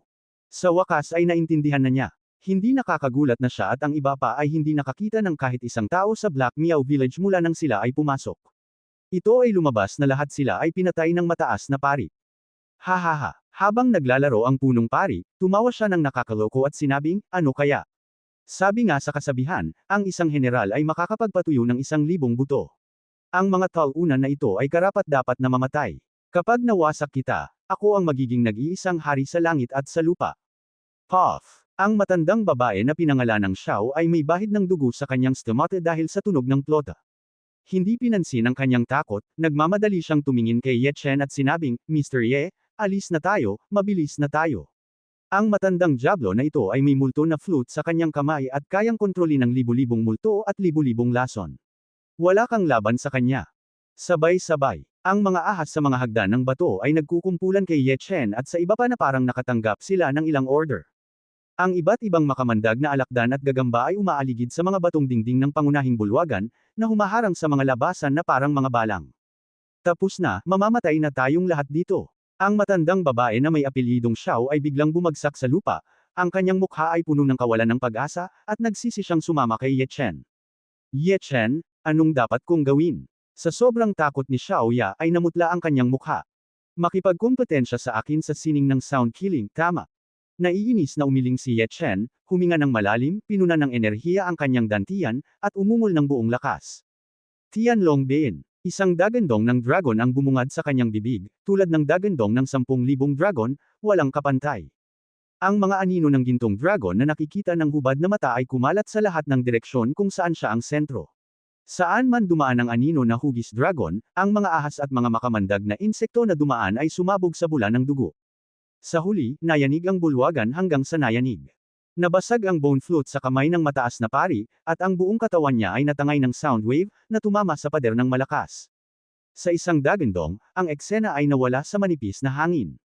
Ang matandang babae na may apelyidong Xiao, Xiao Ya at iba pa ay tumingin sa lahat ng walang laman, pakiramdam na hindi nila ito malilimutan sa buhay na ito. Ang soul-calling ghost flute na ginawa ng high priest sa kapinsalaan ng kanyang buong clan ay natalo ni Ye Chen. Paano ito posible? Paano ito posible? Ang mataas na saserdote ay tumindig mula sa lupa na may gusot na buhok, na dumura ng isang bibig ng dugo, na may mukha na puno ng takot, sino ka? Siyempre siya ang pumatay sa iyo. Marahang ipinilig ni Ye Chen ang kanyang ulo at humakbang sa hagdan ng bato. Hakbang-hakbang patungo sa mataas na saserdote. Kinagat ng mataas na pari ang kanyang mga ngipin at inihampas ang kanyang palad sa trono ng balat ng tigre sa kanyang likuran. Puro click ang sound lang ang narinig niya, parang may na-activate na mekanismo. Sabay-sabay, biglang bumaril ang mga arrow mula sa mga dingding sa paligid ng bulwagan, pinaputukan si Ye Chen mula sa lahat ng direksyon. Ye Chen, bumaba ka dali. Bulalas ni Xiao Ya. Gayunpaman, nagpatuloy si Ye Chen sa paglalakad, na parang hindi niya ito nakita. Susunod na sandali, biglang napawi ang ngiti sa mukha ng punong pari. Matapos tumama ang mga makakapal na arrow kay Ye Chen, gumawa sila ng tunog at pagkatapos ay bumagsak sa lupa. Walang eksenang tinusok sa isang hedgehog. Tai, natatakot ang mga tao. Kumapit si Meng Meng sa dibdib ni Ye Chen, nanginginig na parang pugo. Huwag kang matakot, paprotektahan ka ni Papa. Inabot ni Ye Chen ang isang arrow na nakatutok sa maliit na lalaki, pagkatapos ay itinapon ito sa lupa at dumiretso sa high priest. Habang papalapit siya ng hakbang-hakbang, lubos na nataranta ang high priest at nakaramdam ng matinding lamig na nagmumula sa likuran.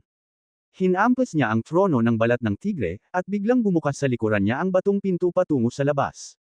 Tumalon siya sa isang whoosh, at agad na isinara ang pintong bato. Baliin mo ako, sinuntok ni Ye Chen, at ang pintong bato, na kasing bigat ng bato, ay nabasag bilang tugon, at mabilis niyang hinabol siya. Nakita ko ang mataas na pari na naglalakad patungo sa isang pool sa bundok. Pagdating sa gilid ng pool, hinampos niya ang kanyang dibdib at dumiretso ang daloy ng dugo sa pool. Panginoong Shenlang, mangyaring iligtas ang aking buhay. Ang mataas na pari ay lumuhad sa gilid ng pool ng buong debotong nagsagawa ng 5 katawan na seremonya ng pagsamba, na parang hindi niya nakitang hinahabol siya ni Ye Chen. Habang nahulog ang kanyang mga salita, tila kumukulo ang pool ng tubig sa kanyang harapan, at biglang bumaril ang isang haligi ng tubig. Isang malaking itim na anino ang bumangon sa langit mula sa pool. Nang sundan ng matandang babaeng pinangalanang Xiao si Xiao Ya at ang iba pa, ang ekspresyon ng mukha nito ay biglang napalitan ng takot. May nakita akong itim na anino na nakatayo sa pool ng tubig, mga 10 metro ang taas at kasing kapal ng balde, parang isang matayog na gusali. Nakatago pa rin sa tubig ang buntot ng itim na anino. Mayroon itong pares ng mahabang sungay sa ulo. Ito ay natatakpan ng mga kaliskis at natatakpan ng mga barb. Ang dalawang matutulis na kuko sa dibdib nito ay kumikislap sa malamig na liwanag. Ang dalawang mata na kasing laki ng itlog ay kayumanggi. Nakatingin sa mataas na pari at Yang Chen. Sa di kalayuan, mukha itong itim na dragon. Ito ay Shenlang, ang Shenlang ng Heimiao Village. Ang matandang babae na may apelyidong Xiao ay nanginginig ng paulit-ulit at lumuhad sa lupa nang hindi namamalayan. Sa ganoong presensya, naramdaman na lamang niya na napakaliit niya. Sa hindi inaasahan, may dragon talaga sa Shenlang Pond ng Heimiao Village. Pagkaluhod niya, lumuhad din ang iba sa lupa, nakatingin sa itim na dragon na may takot sa kanilang mga mata at ang kanilang mga katawan ay nanginginig. Bahagyang tinakpan ni Xiaoya ang kanyang mapupulang labi, at ang kanyang magandang mukha ay namutla. Sa buong eksena, tanging si Ye Chen lang ang nakatayong may pagmamalaking hawak ang maliit na lalaki sa kanyang mga bisig. Tai, may dragon talaga, pero ang pangit nitong dragon. Nanlaki ang mga mata ni Mengmeng at mataman niyang tiningnan ang itim na anino. Nagulat din ang punong pari. Lumingon siya at nakita si Ye Chen, na tila takot na takot. Nagmamadali niyang sinabing may paggalang sa itim na anino, Panginoong Shenlang, pakiusap tulungan mo akong patayin ang halimaw na ito. Umuungol. Ang itim na anino ay malamig na sumulyap kay Ye Chen at umungal, na tila sinasabi kay Ye Chen na lumuhad. Nguso. Isang halimaw lang ang nangangahas na mag-transform sa isang dragon para guluhin ang mundo. Ni hindi ka pa nakakita ng totoong dragon. Kahit anong anyo mo, hindi ito disente. Para kang kinokoronahan bilang unggoy. Malamig na bamantong hininga si Ye Chen at tinitigan ng diretsyo ang itim na anino sa itaas ng kanyang ulo nang hindi nagbabago ang kanyang ekspresyon. Ang tunog ay nagulat sa buong madla. Noong una, akala niya ay may dragon talaga sa Shenlang Pond ng Heimiao Village. Ngunit pagkatapos talagang makita ito, nadismaya siyang malaman na peke iyon. Ang matandang babae na nagngangalang Xiao at ang iba pa ay tumangala, medyo nagulat, hindi dragon. Tapos ngumiti sila ng malungkot. Kahit hindi dragon, ano ang pinagkaiba ng napakalaking halimaw sa dragon? Marahil ay hindi sapat ang mga nabubuhay na tao upang pakainin ito. Umuungol. Ang itim na anino ay umungal muli, isang bakas ng gulat ang sumilay sa kanyang mga mag-aaral, ang ulo ng dragon ay umiling, at ibinuko niya ang kanyang dagwang bibig at direktang kumagat kay Ye Chen. Oo Chen, walang kamalay-malay na bulalas ni Xiaoya, at pagkatapos ay gusto niyang sumugod, ngunit pinigilan siya ng matandang babaeng may apelyidong Xiao, Nini, huwag kang pumunta doon. Lola, nandyan pa si Ye Chen, tutulungan ko siya. Si Xiaoya ay patuloy na nagpupumiglas, na may pag-aalala sa kanyang mukha. Ang matandang babae na pinangalanang Xiao ay umiling sa kawalan ng pag-asa, halatang wala siyang pag-asa para kay Ye Chen. Sa kanyang opinyon, gaano man kalakas si Mr. Ye, ang halimaw sa kanyang harapan ay higit sa 10 metro ang taas, at ang mga tao ay hindi mas mahusay kaysa sa mga langgam sa harap nito. Hahaha, Yenan Kuang, patay ka na. Hindi napigilan ng mataas na pari na mapamura. Alam na alam niya kung ano ang kaya ni Shenlang. Nang makita ang itim na dragon na kumaagad sa kanya, ang maliit na lalaki sa mga bisig ni Ye Chen ay namutla at sumigaw sa takot, Tatay, kakainin tayo ng dragon. Huwag kang matakot, baby. Let's si Dad magturo sa iyo ng sining ng slaying dragons. Inaliw siya ni Ye Chen, niyakap siya ng kanyang kaliwang kamay, iniunat ang kanyang kanang kamay, at biglang lumitaw ang isang sinaunang espada sa kanyang kamay. Sa halip na umatras, umusad siya, hakbang-hakbang patungo sa itim na dragon. Nang makita ang eksenang ito, lahat ng naruroon ay nagulat at hindi nakapagsalita. Ye Chen, anong ginagawa mo? Huwag kang pumunta, bumalik ka agad. Nagulat si Xiaoya. Patayin ang dragon, sabi ni Ye Chen nang hindi lumilingon. Anak, humihingi ka ng kamatayan. Puno ng hinanakit ang mukha ng mataas na pari, na para bang nakita niya ang kapalaran ni Ye Chen na nilamon ni Master Shenlong. Nang marinig ito ng matandang babaeng may apelyidong Xiao, nanginginig ang kanyang mga labi, baliw, baliw, nini, alis na tayo. Pagharap sa gayong halimaw, sa halip na tumakas, siya ang nagkusa na lumakad. Paano kung hindi siya baliw? Natatakot ako. Pagkatapos sabihin iyon, pinilit niya si Xiaoya na tumalikod at umalis. Gayunpaman, sa sandaling lumingon siya, mula sa gilid ng kanyang mata, bigla niyang nakita si Ye Chen na humakbang ng wala pang 20 hakbang ang layo nito mula sa halimaw. Diretso na tumayo si Ye Chen sa labas ng manipis na hangin, hawak ang isang espada sa kanyang kanang kamay at naglalakad patungo sa itim na dragon sa hangin. Ang nakakaloka, ang bawat hakbang niya ay parang invisible steps. Naglalakad sa kalangitan. Hindi makapaniwala ang matandang babae na may apelyidong Xiao, baka sa mukha ni Xiaoya ang kawalan ng paniwala, at ang iba pang mga tao sa Baimiao Village ay nakatayong nakatulala sa lugar. Ang punong pari ay parang nakakita ng multo. Nakaharap sa ulo ng dragon na wala pang 2 metro ang layo sa kanya. Biglang hinawakan ni Ye Chen ang hilt ng espada, at ang mahabang espada sa kanyang kamay ay biglang lumundag ng higit sa 10 beses, parang isang higanteng espada na nakataas sa langit. Isang kahangahangang intensyon ng espada ang nakadikit sa katawan ng espada, at ang dulo ng espada ay napuno ng malamig na liwanag. Sa sandaling namumulaklak ang liwanag ng espada. Umuungol. Ang itim na dragon ay nakaramdam ng napakatinding enerhiya ng pagpatay, at ang mga kaliskis sa katawan nito ay agad na tumayo. Marahas nitong ibinaba ang katawan, biglang ibinaling ang ulo patungo sa direksyon ng pole, at winalis ang buntot patungo sa mataas na pari. Tila nais nitong gamitin ang mataas na saserdote bilang isang kalasag, at pagkatapos ay sinamantala ang pagkakataong makatakas sa pamamagitan ng pagpasok sa tubig. Hindi. Ang mataas na pari ay nagpakawala ng galit na dagandong at mabilis na hamampas kay Ye Chen. Cut! Naglaslat si Ye Chen gamit ang kanyang espada, at ang mahabang espada sa kanyang kamay ay biglang pumutok na may nakakagulat na enerhiya ng espada.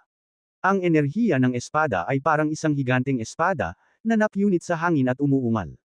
Ang bawat isa ay pumikit ng kanilang mga mata nang hindi namamalayan, hindi nangangahas na tumingin ng diretsyo. Para bang sapat na ang espadang ito para wasakin ang mundo. Susunod na sandali. Sa takot ng lahat, ang mataas na pari ay naputol sa 2 piraso, at ang itim na dragon na babalik na sa pole ay nabali sa baywang, at isang mabahong dugo ang damanak sa langit. Sumigaw ang itim na dragon na tila ayaw sumuko at ibinagsak ang katawan sa pole. Nagwisik ang mainit na dugo sa pole, na nagpakulo sa pole. Ang banal na hayop ng Haimiao Village, ang itim na dragon na sinasamba ng mataas na pari bilang isang Diyos, ay idineklarang patay. Sa huli, ang mataas na pari ay ipinagkanulo ng tinatawag na banal na hayop at namatay sa ilalim ng espada ni Ye Chen. Maglakad sa kalangitan at patayin ang dragon gamit ang isang espada. Ang larawan sa mata ng lahat ay walang hanggan na nakapirmi sa sandaling ito, at pakiramdam nila ay hindi ito malilimutan sa buhay na ito. Maraming tao ang agad na lumuhad at patuloy na sinasamba si Ye Chen sa hangin. Bahagyang bamuka ang maliit na bibig ni Xiaoya, napaka hindi makapaniwala. Ang katawan ng dragon sa itaas ng pool ng tubig ay kumislap ng puting liwanag, at pagkatapos ay naging isang itim na buwaya na higit sa 3 metro ang haba, ngunit ito ay nahati sa 2 bahagi at hindi gumagalaw. Ito ba ang tinatawag na dragon? Ang matandang babae na may apelyidong Xiao ay nakatayong blanko sa lugar, medyo hindi makapaniwala. Malaki talaga ang agwat ng itim na dragon noon at ng bangkay ng buwaya sa panahong ito. Hindi naman nagulat si Ye Chen. Tumangala siya sa pool, iniunat ang kamay, at isang puting butil na kasing laki ng itlog ng kalapati ang lumipad mula sa higanteng buwaya. Mukhang ito ang inner elixir na nilinang ng masamang halimaw na ito, ngunit bakit may aura ito ng demonyong ahas? Palihim na sumimangot si Ye Chen, itinago ito, tumingin muli sa pool, at pagkatapos ay tumangala sa nakatulala na matandang babae na nagngangalang Xiao at sinabi. Hayaan mo ang mga tauhan mo na mag-drain ng pool para sa akin. Matapos ang mahigit kalahating oras, naubos ang lahat ng tubig sa pool. Nang makita ng lahat ang sitwasyon sa ilalim ng pond, hindi maiwasang lumiit ang kanilang mga mata. Ang mga kalansay, sa abot ng mata, lahat sila ay mga kalansay. Ang buong pool ay halos 200 metro kwadrado, at ang ilalim ay puno ng mga kalansay ng tao. Ang ilan ay matagal nang nasira, at ang ilan ay buo pa rin. Sa lahat ng mga kalansay, mayroong isang bangkay na halos 10 metro ang haba. Tila isang uri ng hayop, kahit na matagal na itong naagnas, naglalabas pa rin ito ng napakalaking natitirang kapangyarihan at masamang espiritu. Sa ilalim ng mga bangkay ay may mga hanay ng mga itlog na kasing laki ng kamao ng tao, ngunit karamihan sa mga ito ay mga walang laman na shell. Bumalik si Ye Chen para tingnan ang matandang babae na may apelyidong Xiao, noong hindi nahati ang iyong nayon ng Miao noon, madalas bang kumulog at umuulan. Huy Mr. Ye, totoo po. Ang matandang babae na may apelyidong Xiao ay medyo nagulat sa kung paano niya nalaman, ngunit tumango pa rin ito, nakatala sa mga banal na kasulatan ng mga ninuno na 80 taon na ang nakalilipas. Ang panahon sa aming Miao Village ay pabago-bago, lalo na sa Black Miao Village, madalas na may kulog, kahit nasa maaraw na araw nangyayari din ito sa araw. Lahat ng ito ay dahil dito. Itinuro ni Ye Chen ang higanteng bangkay sa ilalim ng pool at nakangiting sinabi, kung tama ang hula ko, ang bangkay na iyon ay isang malaking ahas na nagawa sa paglilinang. Kadalasan ang mga nagiging espiritu mula sa iba't ibang uri ng hayop ay ang pinakainggit. Sa makatuwid, ang langit at lupa sa mundong ito ay may mas mahigpit na kontrol sa mga dayuhan na nagiging espiritu. Habang ang malaking ahas ay papalapit sa isang pambihirang tagumpay, hindi nito makontrol ang kanyang hininga at palaging umaakit ng kulog. Malinaw, hindi ito nakatakas sa huli at namatay. Pagkamatay nito, ang antas ng katawan at paglilinang nito ay kapaki-pakinabang sa buwaya sa labas. Sa tulong ng katawan ng ahas, ang buwaya ay nagkaroon ng ilang mga kasanayan pagkatapos ng mga dekada ng pagsasanay, at itinuring bilang isang banal na hayop ng mataas na pari ng Black Miao Village. Ang masamang hayop na ito ay Tuso din. Alam niya na ang kanyang pagkakakilanlan bilang isang buwaya ay hindi masyadong marangal, kaya gumagamit siya ng mahika upang mag-transform sa isang itim na dragon, sinusubukang lituhin ang mundo. Ito ay simpleng katawa-tawa. Panipi. Pakinggan ang mga salita. Hindi napigilan ng lahat na i-click ang kanilang mga dila. Hindi nila akalain na magkakaroon ng ganitong kagimbal-gimbal na kwento. Itinuon ng matandang babae na may apelyidong Xiao ang kanyang mga mata sa mga buto, iniunat ang kanyang mga saklay, at umubo. Sa palagay ko ang mga taong ito ay itinapon sa pool ng mataas na pari upang pakainin ang buwaya. Si Xiaoya at ang iba ay biglang nalungkot. Sa napakaraming bangkay, mayroong parehong miyembro ng Black Miao Village at miyembro ng kanilang Bai Miao Village na namatay ng walang kabuluhan. Ibinaba ni Ye Chen ang maliit na lalaki at tumalon sa ilalim ng pool. Isa-isa silang pinagmasdan ng kanyang kamalayan, na nakatuon sa bangkay ng malaking ahas. Nagulat siya nang makitang ang mga buto sa buntot ng bangkay ay tila seikiko at maaaring ituring na isang materyal sa pagdadalisay ng armas. Hindi niya maiwasang putulin ito ng espada at ilagay sa storage ring. Ito ay angkop para sa pagpino ng mga magic na armas. Hindi niya alam na pagkatapos ng kanyang aksyon ay nahulog sa mga mata ng matandang babae na may apelyidong Xiao, lalo itong nabigla. Akala ko babaguhin ni Ye Chen ang mga bagay-bagay nang hindi inaasahan. Ang mga hanay sa ilalim ng bangkay ay dapat na mga itlog ng ahas, ngunit sa paglipas ng maraming taon, ang kakanyahan ng likido sa loob ay nilamon ng mga nakaraang buwaya. May isang kumpletong natitira. Kinuha ito ni Ye Chen at itinulak ang kanyang espiritual na kapangyarihan dito. Bahagya niyang naramdaman ang hininga ng buhay sa loob. Sa pagpapakain ng kanyang espiritual na enerhiya, ang hininga ng buhay ay naging mas malakas, at sa huli, ang itlog ng ahas lamang ang kumaluskos at nahati. Isang maliit na itim na ahas, isang daliri ang haba, ay inilabas ang katawan nito mula sa shell. Mukha itong clumsy at parang medyo mapurol. Iminulat nito ang mga mata at sumulyap muna kay Ye Chen, magiliw na iniluwa ang sulat at dinilaan ang kamay ni Ye Chen, pagkatapos ay tumalikod at ibinuka ang bibig nito, dumura ng isang subo ng apoy sa balat ng itlog, at sinimulang kainin ito nang may tunog ng pag-click. Medyo kawili-wili, tulad ng babaeng si Meng Meng, isa siyang foodie. Maaari kang ituring na reyna ng demonyong ahas, at isa ka ring alien species ng Miao. Mayroon kang bihirang bakas ng totoong dugo ng dragon sa iyong katawan. Tutulungan kitang maipanganak, at maaari kang maging tagapag-alaga ng espiritong hayop ng aking anak. Maaari kang mag-transform bilang isang dragon balang araw at isama mo ang aking anak na babae. Sa kabila ng mga bituin. Tumango si Ye Chen at tumalon. Agad na lumapit ang maliit na lalaki at tiningnan ang ahas sa kanyang kamay na may pag-usisa. Tai, ang cute ng maliit na ahas. Habang sinasabi niya ito, hindi niya naiwasang sandutan ang kanyang daliri. Tinatamad siyang sinulyapan ng maliit na itim na ahas at saka tumigil sa pagsasalita. Binigay sa'yo ni Dad, gusto mo. Hinawakan ni Ye Chen ang mukha ng maliit na lalaki. Tai, oo, gusto ng mga tao. Tumango ang munting lalaki na parang manok na tumutusok sa kanin. Napangiti si Ye Chen, ibigay mo ang kamay mo kay Daddy. Baka sumakit ng konti. Natatakot ka ba? Hindi natatakot. Inabot ng maliit na lalaki ang kanyang kamay. Dahan-daang kinamot ni Ye Chen ang kanyang gitnang daliri gamit ang kanyang kuko, at isang patak ng dugo ang nahulog sa dulo ng daliri ni Ye Chen. Iniunat ni Ye Chen ang kanyang kamay at itinuro ang maliit na itim na ahas, at isang patak ng itim na dugo ang sumanib sa dugo ng maliit na lalaki. Gumawa ng hand seal si Ye Chen at nagtapos ng kontrata sa dugo ng master servant sa dalawang maliliit na lalaki. Ang kontrata ng dugo ay 10%. Inilabas ng maliit na itim na ahas ang mensahe, nagkusa na gumapang sa kamay ng maliit na lalaki, at patuloy na dinidilaan ang kanyang maliit na kamay, na napaka-intimate, na nagpangiti sa maliit na lalaki. Good girl, bigyan mo ng pangalan. Sabi ni Ye Chen na may malumanay na ekspresyon. Dad, lalaki ba o babae? Ang maliit na lalaki ay tila medyo nalilito. Lalaki. Tumango ang maliit na lalaki, mayroon ng ergo Uzi sa bahay, bakit hindi ito tawaging Sango Uzi? Ye Chen. Sabay-sabay. Shennan, daan-daang milya ang layo. Si Ancestor Huang Quan ay nakahiga sa labas ng bintana ng banyo ng isang bahay, sabik na sumisilip sa babaeng naliligo sa bahay, na patuloy na naglalaway.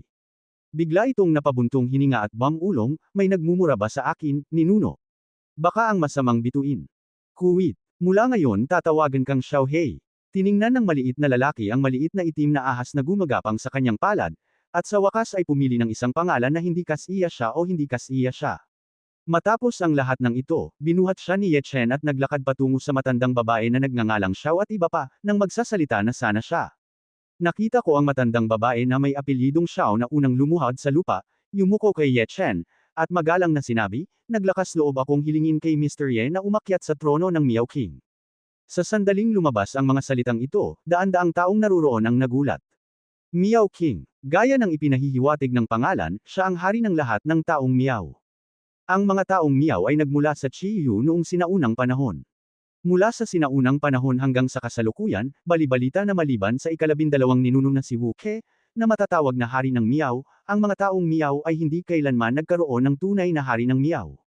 Pagkatapos ng libu-libong taon ng pamana, ang kabuuang bilang ng mga taong Miao ay halos 10 milyon. Kapag lumitaw ang Miao King, nangangahulugan ito na ang buong mga tao ng Miao ay may isang boses lamang, at iyon ay ang Miao King. Nawala si Xiaoya saglit, ngunit nag-react din siya. Sumunod sa kanya ang pangalawa at lumuhad sa lupa, ginaya ang galaw ng matandang babae na nagngangalang Xiao. Si Xiaoya, ang ika-130 henerasyong santo ng Bai Miao Village, ay nag-aanyaya kay Mr. Ye na umakyat sa trono ng Miao King. Boom! Ang daan-daang mga tao mula sa Bai Miao Village na naruroon ay lumuhad lahat, nakatingin sa payat na figure na may napakaapoy na mga mata, at ang kanilang mga boses ay pare-pareho at malakas. Iimbitahan namin si Mr. Ye na umakyat sa trono ng Miao King. Iimbitahan namin si Mr. Ye na umakyat sa trono ng Miao King.